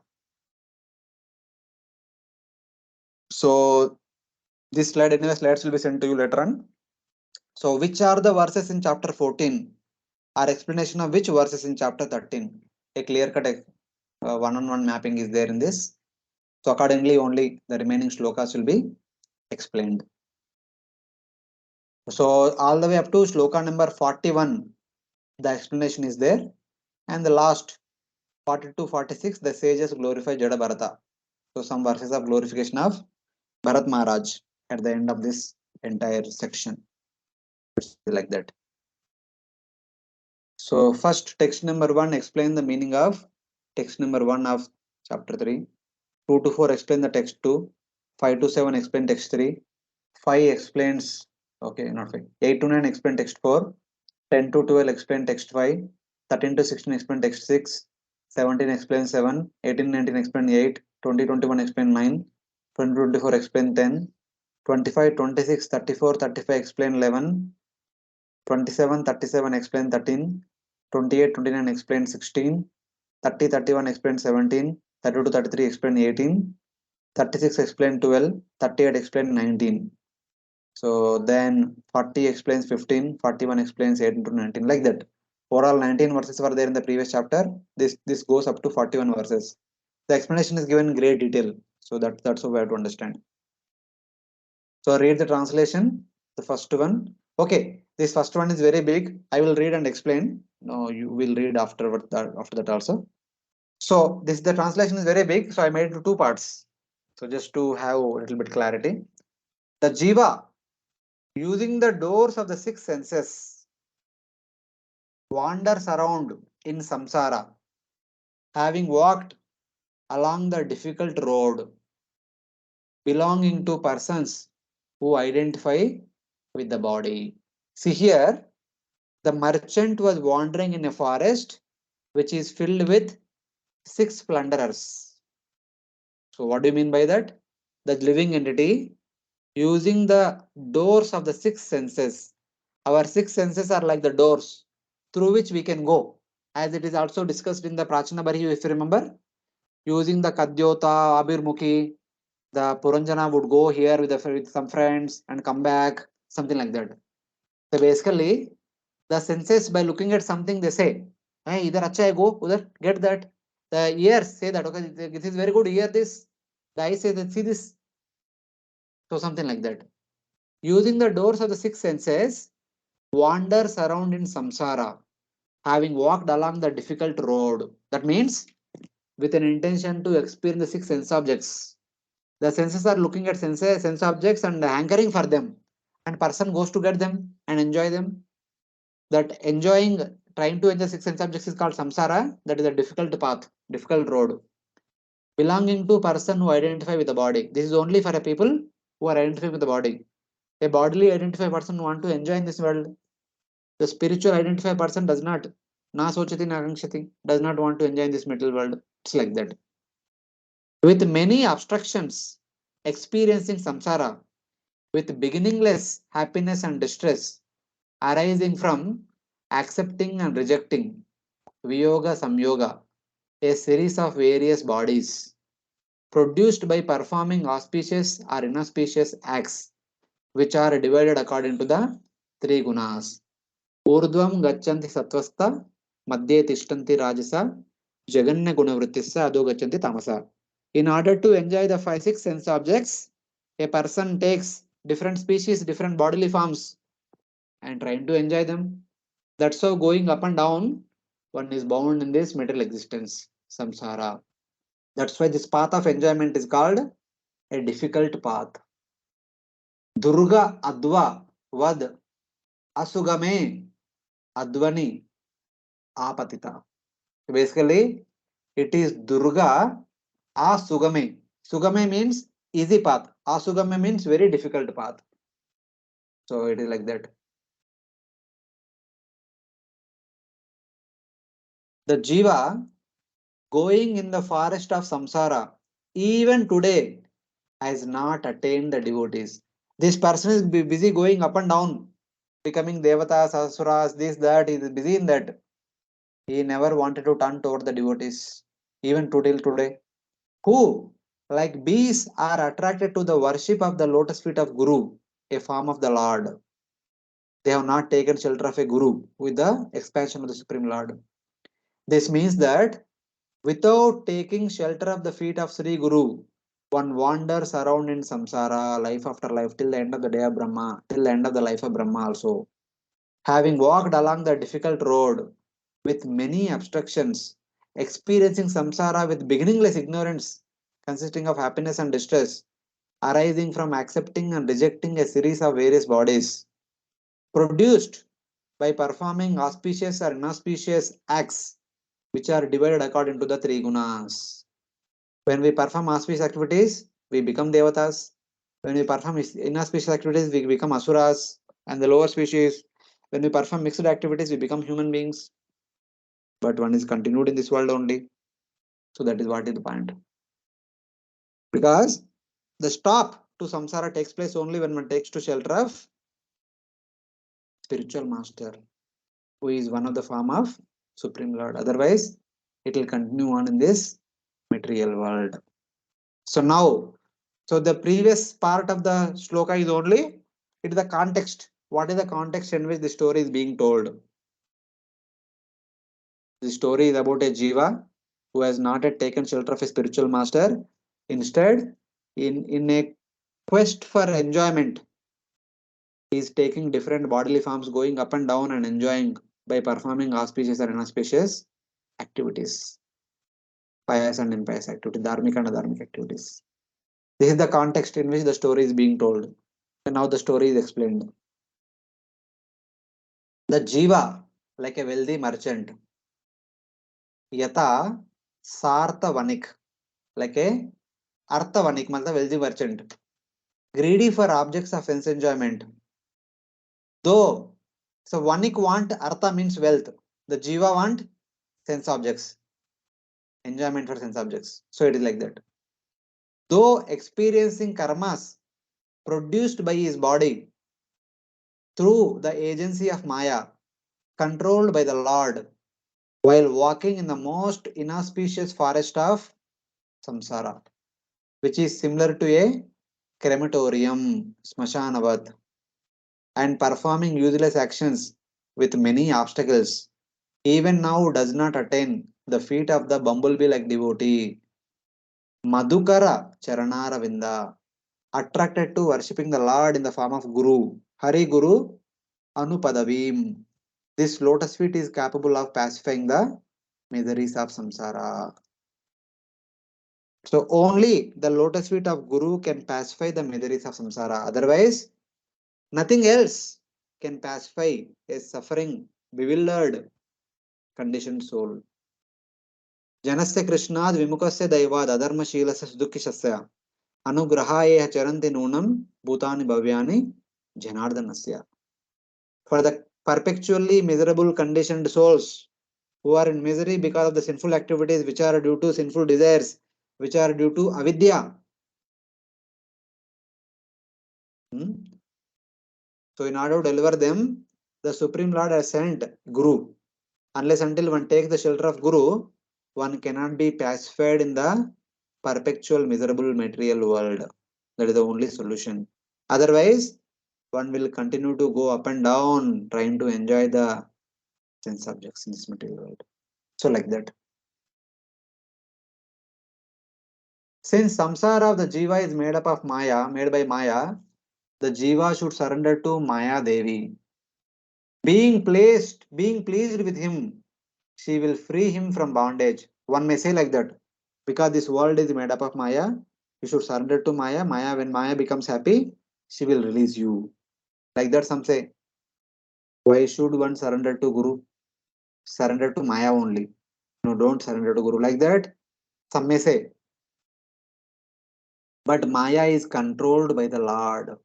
She cannot independently avoid liberation. Maya herself is not independent. She is also working under supervision of Supreme Lord. Maya Adhyakshena Prakriti Suyate Sa Characharam. It is said in the Gita, Daivi Esha Mama Gunamayi Mama Maya Durataya Mam Yeve Prapadyante Mayam Yatam Tarantite. My Maya made up of the gunas which is fit for Jiva's pleasure is hard to surpass. But those who surrender to me alone can cross over the Maya. One can cross Maya not by surrendering to Maya, but by surrendering to the master of Maya, the Supreme Lord. This is the solution. The use of the word Eva indicates that the Lord alone can deliver the Jiva, not the combination of the Lord and Maya. Performing many activities which are fruitless and with many obstacles, the Jiva does not attain the devotees. As long as we continue to perform the material activities, activities which are fruitless and with many obstacles, the Jiva does not attain the devotees. When we will attain the devotees shelter, Esham tu antagatam papam jananam punya karmanam te dvandamoha nirmukta bhajate mam drudavrata. So we need to, first of all, we need to continue punya karmas, pious activities. By serving pious people all over the world, by executing so many pious activities, knowingly or unknowingly, we may tend to serve the devotees. As a result, we may get to serve the devotees. As a result of that, we may develop some sukruti. That sukruti, that pleasure of those devotees who are served by us, by their prayers, we may begin bhakti. We may come in the association of devotees and start bhakti. As we start bhakti, our desire to practice bhakti becomes druda, strong. That is possible when the anarthas are removed. After the anarthas are removed, our desire to practice bhakti becomes strong. That means we come to Nishtha platform. So from Nishtha platform, our actual execution of bhakti will begin. So it's like that. Te dvandva moha nirmukta. Dvandva moha nirmukta means getting freed from anarthas, the dualities of the material world. Then bhajate mam drudavrata. Then one executes devotional service with determination. That means one executes bhakti on the platform of Nishtha, Ruchi, Asakti, Bhava, Prema, etc. So it's like that. All this is possible only by devotees association, not otherwise. So like that. So please read the translation. This is very big translation. Yes. When the king Parikshit asked Shukadeva Goswami about the direct meaning of the material forest, Shukadeva Goswami replied as follows. My Second dear translation. king, Second okay, translation. sorry. In the forest of material existence, the uncontrolled senses are like plunderers. The conditioned soul may earn some money for the advancement of Krishna consciousness, but unfortunately, the uncontrolled senses plunder his money through sense gratification. The senses are plunderers because they make one spend his money unnecessarily for seeing, smelling, tasting, touching, hearing, desiring, and willing. In this way, the conditioned soul is obliged to gratify his senses, and thus all his money is spent. This money is actually acquired for the execution of religious principles, but it is taken away by the plundering senses.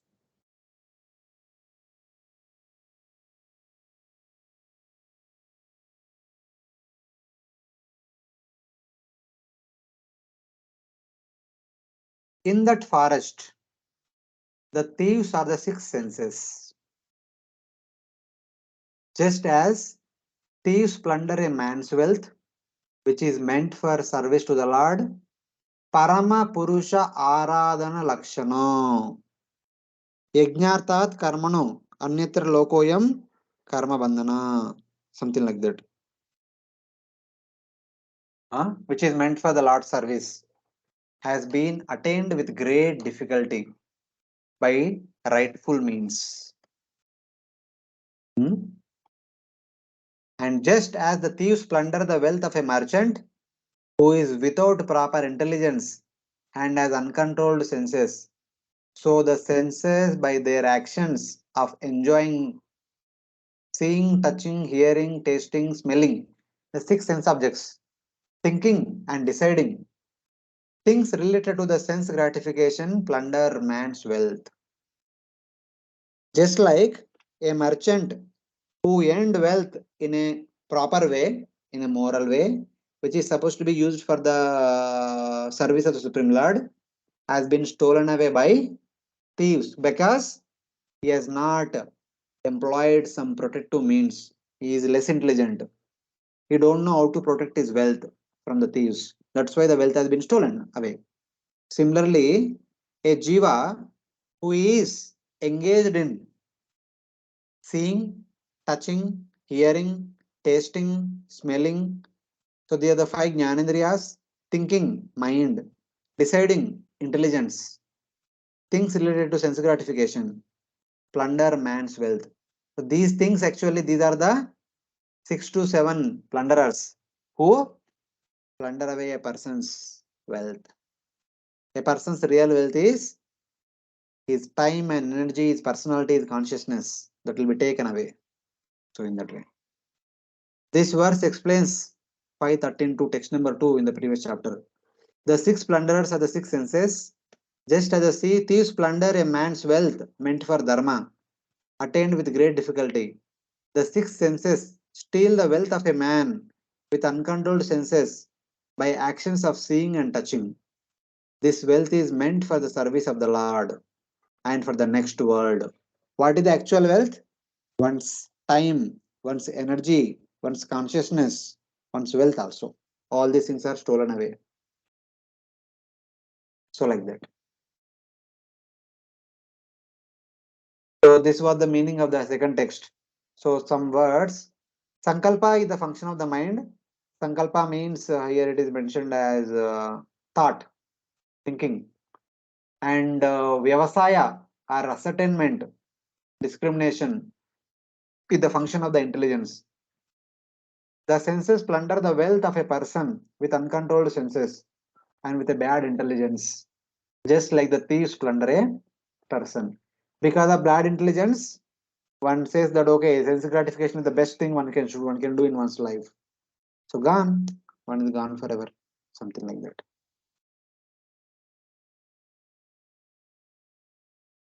So can you read the next translation, someone?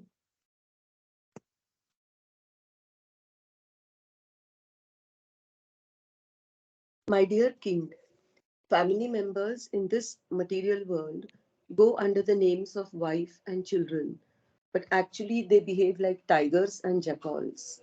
A herdsman tries to protect his sheep to the best of his ability, but the tigers and foxes take them away by force.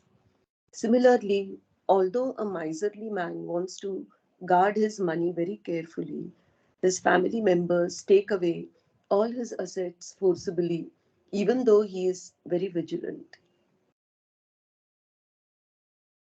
The family members, such as wife and children, by their actions, are like wolves and jackals. Just as the wolf steals the protected sheep, the family members steal the wealth protected by the miserly husband. As he looks on, though he does not want to part with it. A person who painstakingly earns wealth, but his family members spend it. So that's how it is. This verse explains the meaning of jackals. Just like the jackals steal away the goats protected by a merchant.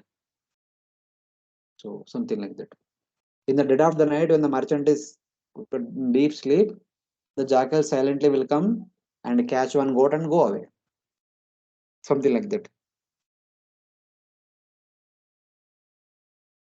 The family members steal the wealth protected by the man with the logic.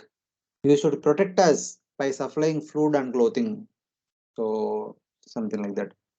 The object of the verb is Swartikam, referring to his collection of food, ghee, and sugar mentioned in text number 2. Of the two, the plunderers in the form of the senses are more difficult to control than the jackals of family members. So, both the six senses are also plundering a person's wealth, and the family members are also plundering the wealth. So, family members are easy to control than the senses. So, this is generally what happens in the material world. So, like that, it is indicated. So, in that way.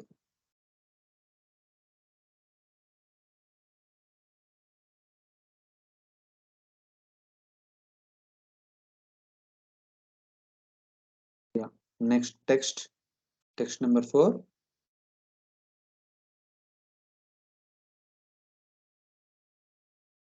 Every year the plowman plows over his grain field, completely uprooting all weeds, unless the seeds lie there and not being completely burned.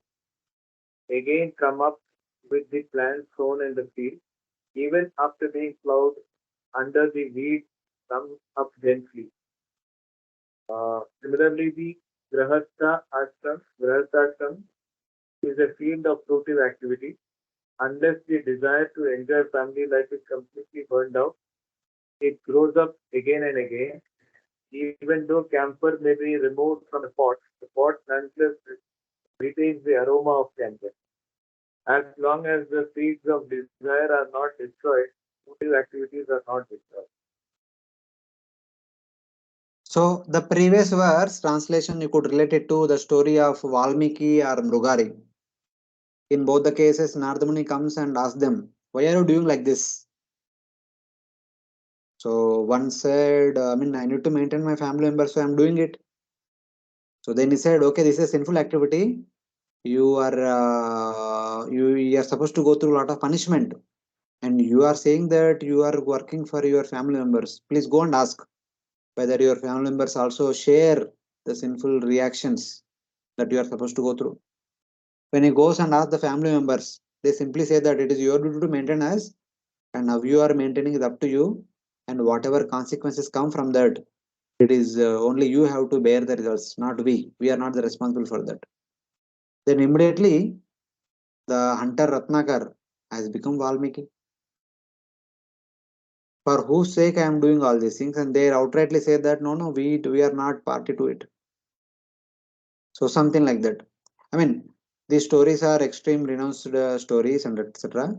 But when we are discussing all these things in the Bhagavatam, we should not take them talking about other like that. We have already set the premise. The premise is a jiva who is trying to enjoy in this material world, and what kind of companions he will get in the quest of that material enjoyment. So in that regard, it is being indicated. So in that way. So here it is said that just as unburned seeds from weeds, though plowed under every year, again spring up as a thicket of bushes, grass, and creepers. After sowing seeds, the household is the field of action in which the actions do not cease, since the household is a storehouse of desires. So here the example is given like that. A field is there in the rainy season, they will till the land, they sow the seeds. The seeds will grow, along with that, the weeds will grow. One may remove the weeds, but still, again, when there is rain, the weeds again grow. Even without sowing the seeds, the weeds again grow. It is like that. The responsible desires are like the seeds which are actually sown. With the householder, he need to take care of his family members. There is a responsibility. So taking care of the responsibility is like the plowing the field and sowing the seeds. But while doing so, in the householder, there is a danger that there are some sinful desires springing again and again. They are like the weeds. Even without plowing the land for the weeds, without sowing the weeds, still the weeds come up. Even though we may pluck them away now, the next year again when there is rain, the weeds again will come. So like that. So this is the danger in the material world. Even though one might want to live it dharmically, the world is made in such a way that the sinful desires will come on their own, just like the weeds come on their own. So like that. So that is the nature of this world. The material sinful desires will come on their own like the weeds. This verse describes the dense thicket of creepers, grass, and bushes. When a person is walking on the road, if the roads are occupied by the bushes, thickets, and grasses, how can one walk? It is very difficult. The path is not clear. One may get diverted. When there is a clear cut path, one will follow the path. In between some distance, the path is covered by the grasses. He may go here, there, at least he will lose the path. So that's how, by taking shelter of sinful activities, one will lose one's right path back home, back to Godhead. So like something like that. Actions does not disappear since the household is a storehouse of desires. Just as a pot in which the hing has disappeared still has the smell of hing, activities are not dissipated since impressions remain. Hey, one may say that no, oh, okay, action is a problem of all the difficulties. So stop activity. But we can't do. Household order means performing activity. There will be some activity. Without perform activities, somebody is there at household, he'll be criticized, scolded, punished, thrown out of the home. Home means activity. Activity like the plowing. So one is attached to the activity. One is either voluntarily or forcefully. One cannot stay away with it. But while doing so, there could be some weights, some sinful activities. One is bound. So like that. Hare Krishna, following. Yes, yes. Okay. Next translation.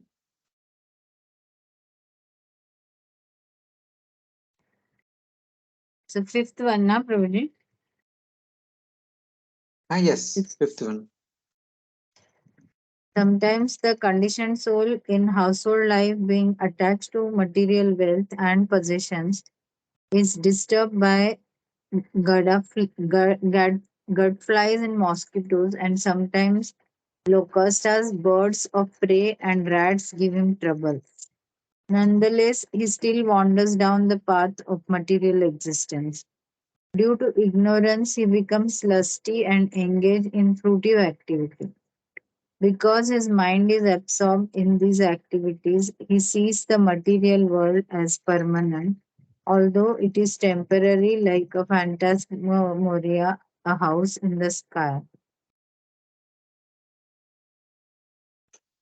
Holding onto this wealth like his very life, the jiva is afflicted by low class men who are like biting mosquitoes and by thieves who are like locusts. The low class men are compared to the mosquitoes, the thieves are compared to the locusts, vultures, and rats. Sometimes, on the path in the forest, while reflecting, he has a false vision of his unattained kingdom, which is like a Gandharva city, produced by his mind, tinged with action, lust, and ignorance. Avidya Kama Karma Bhi. So it is like that. This verse explains the harsh biting of mosquitoes in text number 3. The Jiva who takes wealth as his life, Bahi Pranaha. Matlab, see, there is one Antah Prana, one's own life.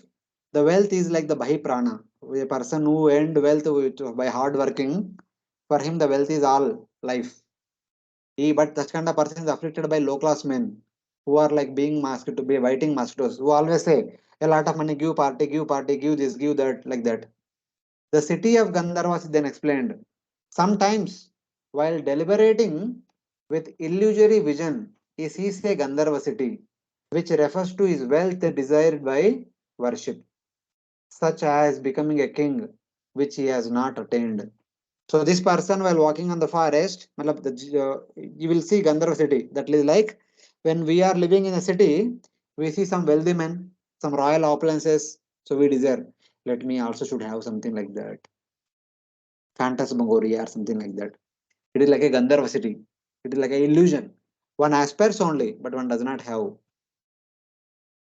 This arises because of his mind is tainted by actions, lust, and ignorance, avidya, kama, and karma.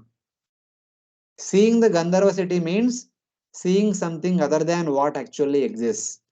Only imagining something which one does not obtain, but imagines as if he is going to obtain it. Something like that. So you want to live like kings, live life king size, something like that. Because he does not have it, he want to have it somehow or other. He just imagines. And then what happens? In that Gandharva city, full of desire, addicted to drinking, eating, and sex life, he chases after sense objects, mirage of water. So Gandharva city is like the mirage in the desert. So looking after that for enjoy for quenching the thirst. So it's like in that Gandharva city, he is busy in drinking, eating, and having association of opposite sex. So something like that. This is how one is bound and forgotten what one's real goal of life is in this material world. So like that.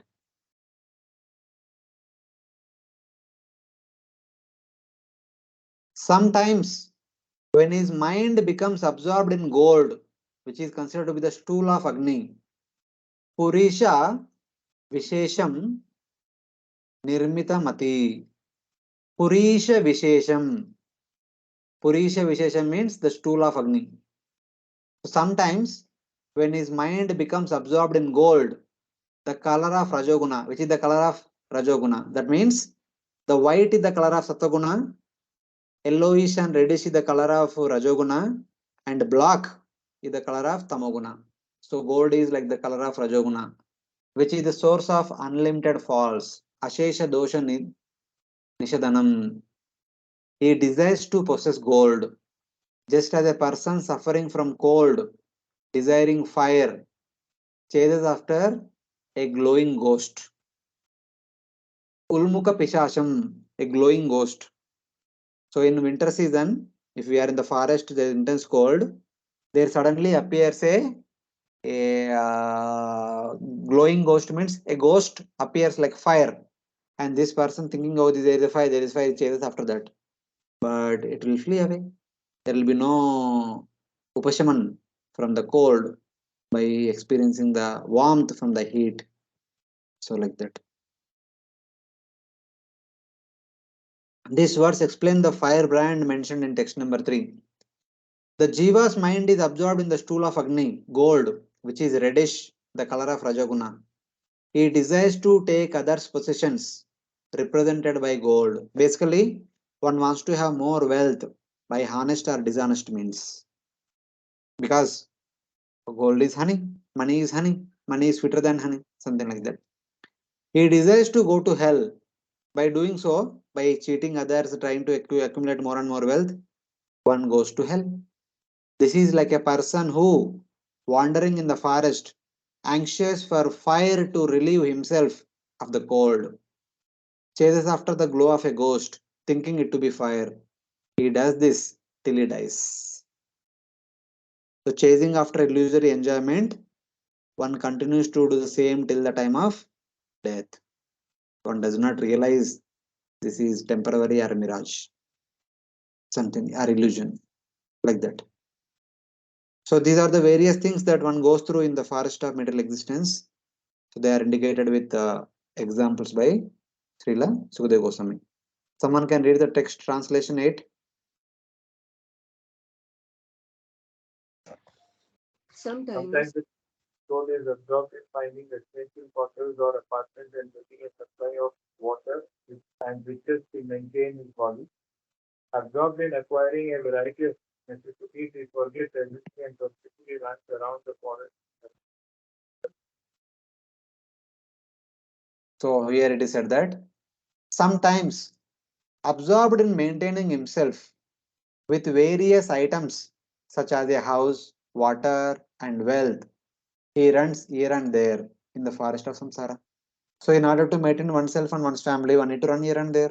That is the reality of life, which can be seen very evidently in Mumbai and everywhere. It is the same thing.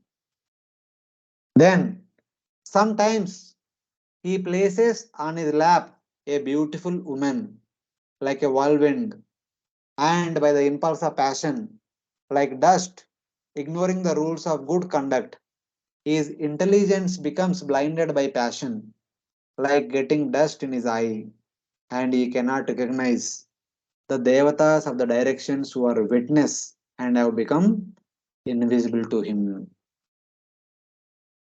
This verse explains the wild wind mentioned in the text number 3 or 4.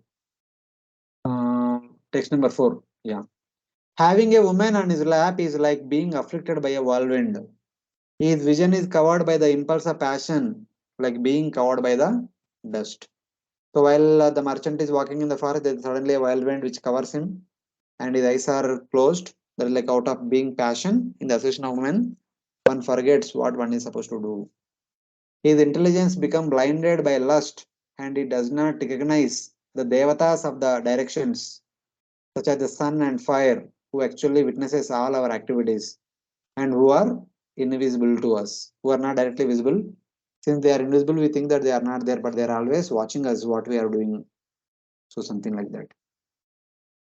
So one after the other, step by step, all these things are indicated by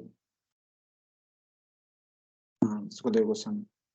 The meaning of each and every thing that is mentioned in the previous story. Though at one time realizing the futility of sense objects because his memory has been destroyed by absorption, he continually runs after sense objects, which are like a mirage of water.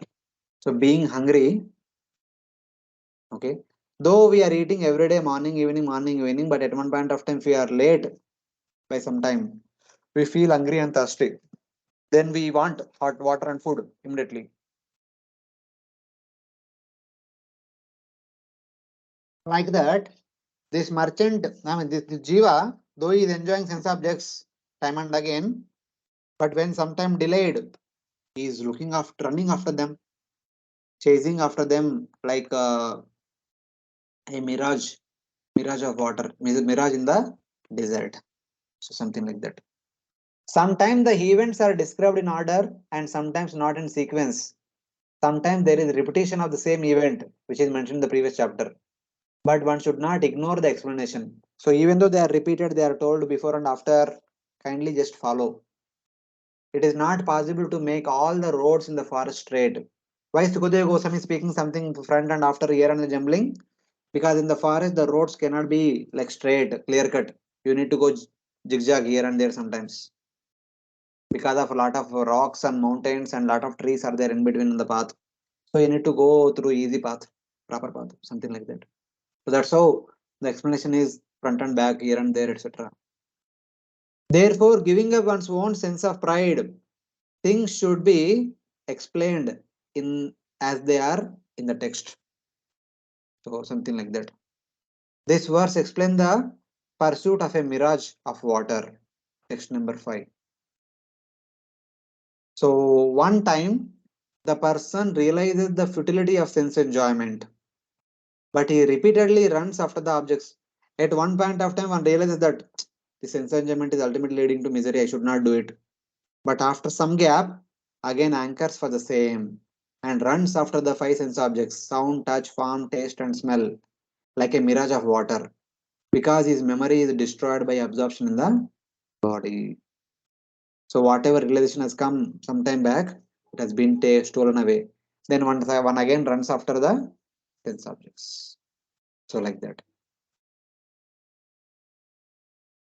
Sometimes his ears and heart are pained by the scolding of government officials or by enemies, directly or indirectly, who use arrogant words arising from their severe enthusiasm. This is like the sound of owls and crickets. Sometimes the jiva is scolded left and right for what one is doing. And these scoldings are like unbearable sounds of owls and crickets. So like that. This verse explains the sounds of crickets, which was mentioned in text 5, previous chapter. He becomes pained by the scolding of government officials, having pride arising from harsh enthusiasm. So they scold, and neighbors also scold, and envious people also scold. So like that, one need to go through intense pain of criticism, being criticized by others in this world. So like that. Someone can read this translation, text number 12.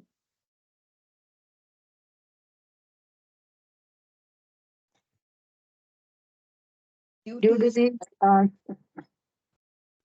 Mataji. due to his pious activities in previous lives, the conditioned soul attains material facilities in this life. But when they are finished, he takes shelter of wealth and riches, which cannot help him in his life or the next, in this life or the next. Because of this, he approaches the living dead who possesses these things. Such people are compared to impure trees, creepers, and poisonous wells. When his pious credits are exhausted, he approaches wealthy men, the living dead. The wealthy men, Jivamruta means the conjuice wealthy men, Kripana, so such kind of people, without goals in this life and the next, who are like impious trees and creepers. So these are the descriptions of the wealthy men. The wealthy men who are living dead because they are conjuice, they do not have any goal in this life or in the next life, but they don't have any goal of going back to Godhead.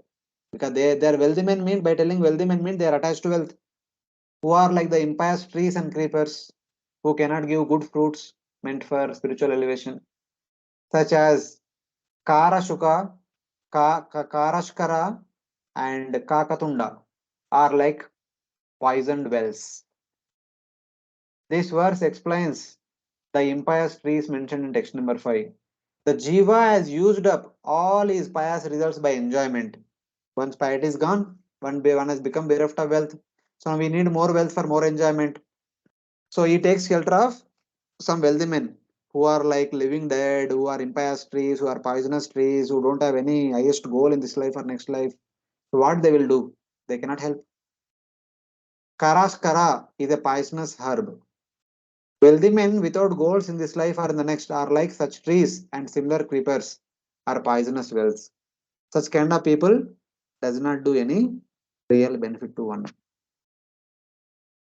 Then at other time, after his intelligence has been cheated by materialists, he approaches impostors who give only suffering this in this life and the next life. Impostors are false gurus who steal away one's wealth and who engage one in all the sinful activities. As a result of that, one has to suffer in this life and in the next life also. Like jumping into a dry river bed and breaking one's head. Thinking that there is water in the river, without looking downward, actually, one jumps from the top. So one breaks one's legs. That's all.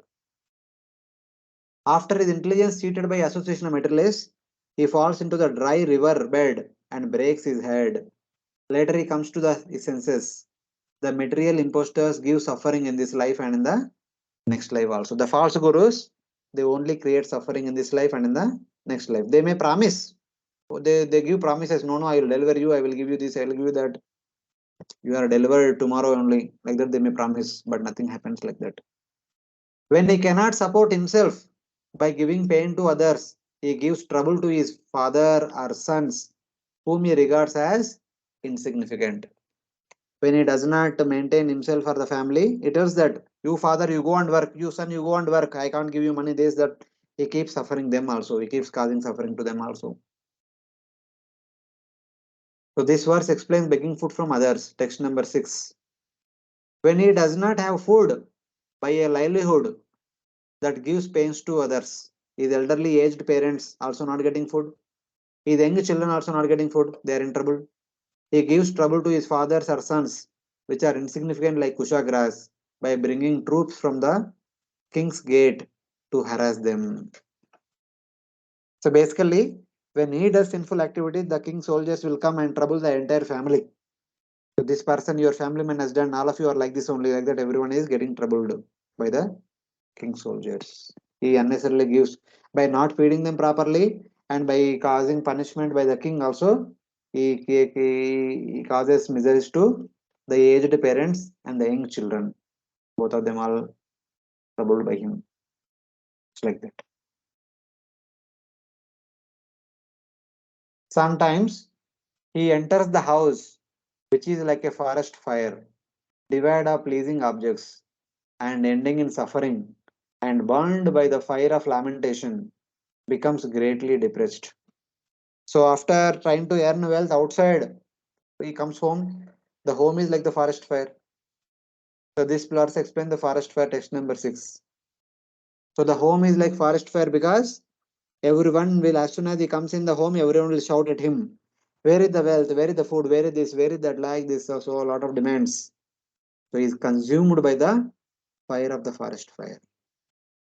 The demands of the forest fire. Something like that.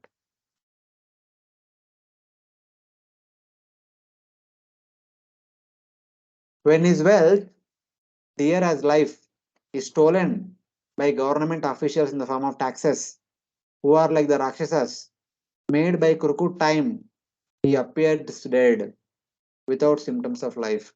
When his hard-earned wealth is stolen away by the government officials in the name of taxes or so many other things, he is dead. He neither enjoyed for himself nor used for his family members, but is taken by the government officials. He is completely dead. So this verse explains about how the Yakshas has his wealth. He loses all sense of life, such as joy, or he faints from lamentation. When the government officials steal his wealth, he will fall flat as if dead, full of lamentation. Because once wealth is gone, his life is also gone. So something like that. So this is how the meaning of the previous story has been explained in all these verses. Sometimes he experiences the happiness of a dream out of strong desire, thinking that his dead father or grandfather has appeared. Sometimes he gets nightmares, night dreams. This verse explains how the Jiva enjoys on entering the Gandharva city. Entering into the Gandharva city means entering into the dream world and trying to enjoy there. Or something like that. Out of strong desire, thinking that his dead father has returned from the other worlds, he experiences the happiness of a dream. His father and grandfather has returned with lot of wealth, and he thinks that okay, now I will enjoy. My father has come with wealth, something like that. But that will not happen. It is only dream. Desiring to take the responsibility for performing elaborate household sacrifices, like desiring to climb a mountain, and agitated by his neighbor's absorption in such things, like entering a place with thorns and gravels, he laments. So, climbing onto a mountain is like performing all the household ceremonies in a pompous way, thinking that, so if I do in a great way, all my neighbors will glorify me as a religious person, responsible person, etc. etc. Doing so, he is causing misery to himself. So, this explains text number 8. Sometimes he becomes overburdened with the weight of performing karmas, such as weddings or art sacrifices, which are like wanting to climb on the top of a mountain. His mind is attracted to the attachment his neighbors has for huge sacrifices. They are performing these big sacrifices. Why can't I do this as well? Thus, his mind becomes agitated. When somebody performs some ceremony in a great way, this person becomes, why he only is doing, he is glorified by everyone. I will do greater than him so that everyone will glorify me. So something like that. It goes on in this world. Competition goes on in this world, and which makes one put one in perpetual misery. So eventually, having lost all fortitude by the intolerable fire of digestion in his body, sometimes he becomes angry at his family members. When he uses all the wealth in performing these great ceremonies, there will be no money left. There will be no food. He becomes angry. Sorry, first he becomes hungry, and then he becomes angry on the family members. He said that because of all of you only, I spent all the money that I had. Now I am hungry. I am suffering because of all of you. Like that, he becomes angry with all the family members. This explains how the man becomes pained by the fire of digestion in text 8. Grihita Sara means losing fortitude. So, like that, one after the other, the different aspects of the story are explained in this section. So I think we'll close here with this last 20 verse. Then we'll continue in the next week. Swallowed by the python of sleep, absorbed in the deepest ignorance, he lies down in the deserted forest. So, being swallowed by the python of sleep, so unable to take care of the responsibility of the family, goes out of the home and tries to uh, take rest, like being swallowed by the python, something like that. Like a neglected dead body, he does not know anything.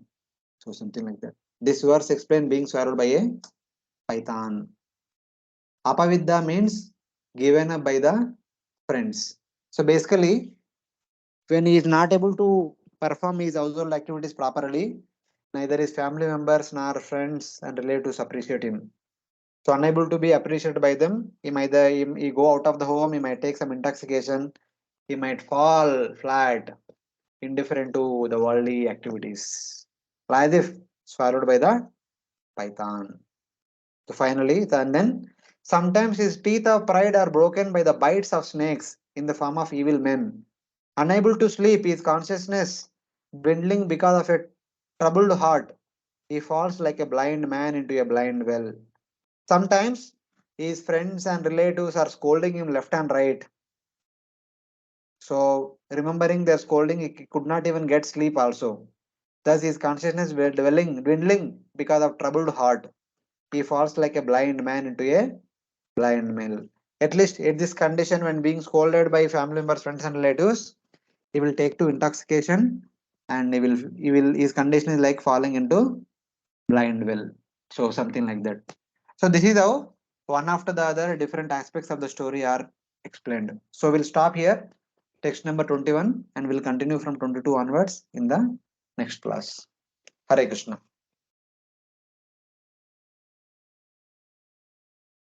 Hare Krishna, Prabhuji, there were one or two difficulties.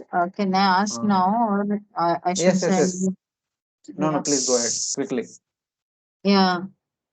Prabhuji, one is from the 12th chapter, 8th verse.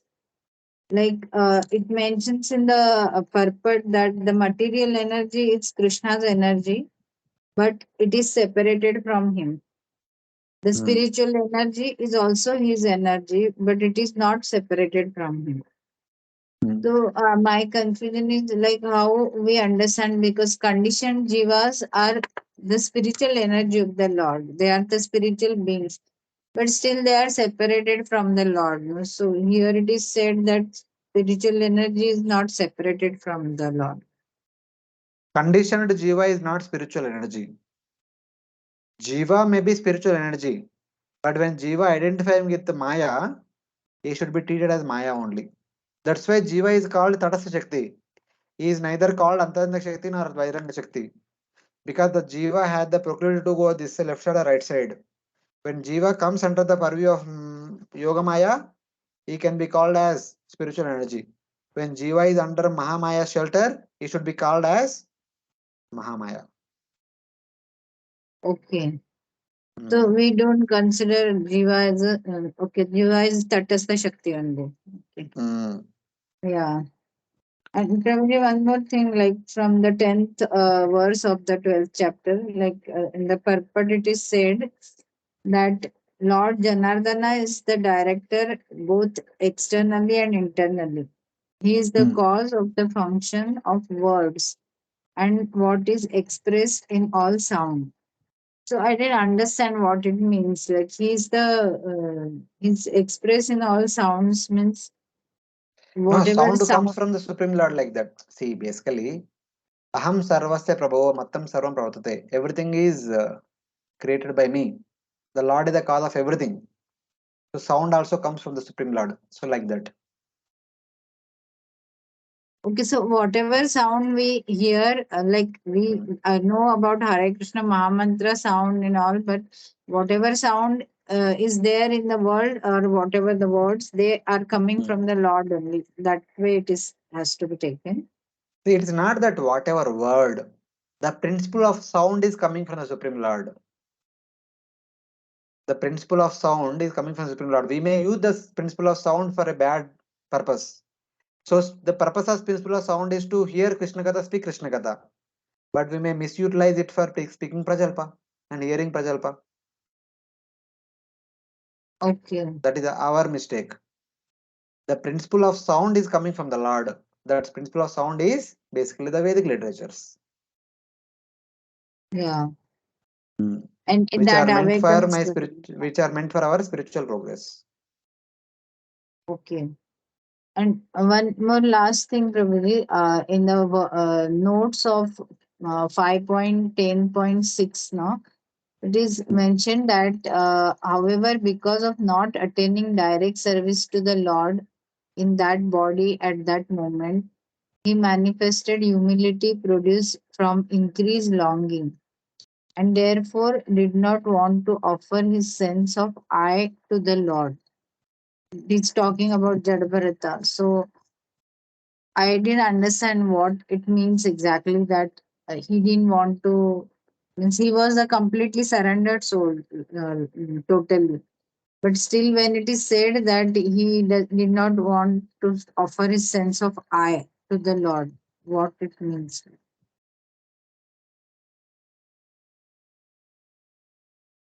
He was not covered by the false conception of I and mine because he was situated in Brahmabhuta platform. So basically, the king is saying, I am the king. That Brahmana Bharata did not say that I am a great devotee. I am a Avadut Brahmana. Like that did not say. So basically, there is no false conception of I am this, I am that. Yeah, that I understood, Prabhuji, but then why it is said that he did not want to offer his sense of I to the Lord? In fact, means he has offered, now he's not considering any of his So it's not identity. like that. See, again, you are missing. He did not want to offer the sense of I means he did not want to offer that I'm a great Pandita, I'm a great Brahmana boy, something like that. The king is saying that I'm the king, the servant of the Supreme Lord. He's telling, he's boasting that he's the king and servant of the Supreme Lord. Did Brahmana Bharata boast like that? No. The sense of I means the current identity, whatever it may be. He was humble. So like that. He did not have any concept of aham mameti. If somebody has aham mameti, if somebody is trying to, some of us might say that, I may say that, I'm a brahmachari in Chowpatty temple. That is nothing but expressing my pride as being brahmachari. I'm using my identity as a brahmachari.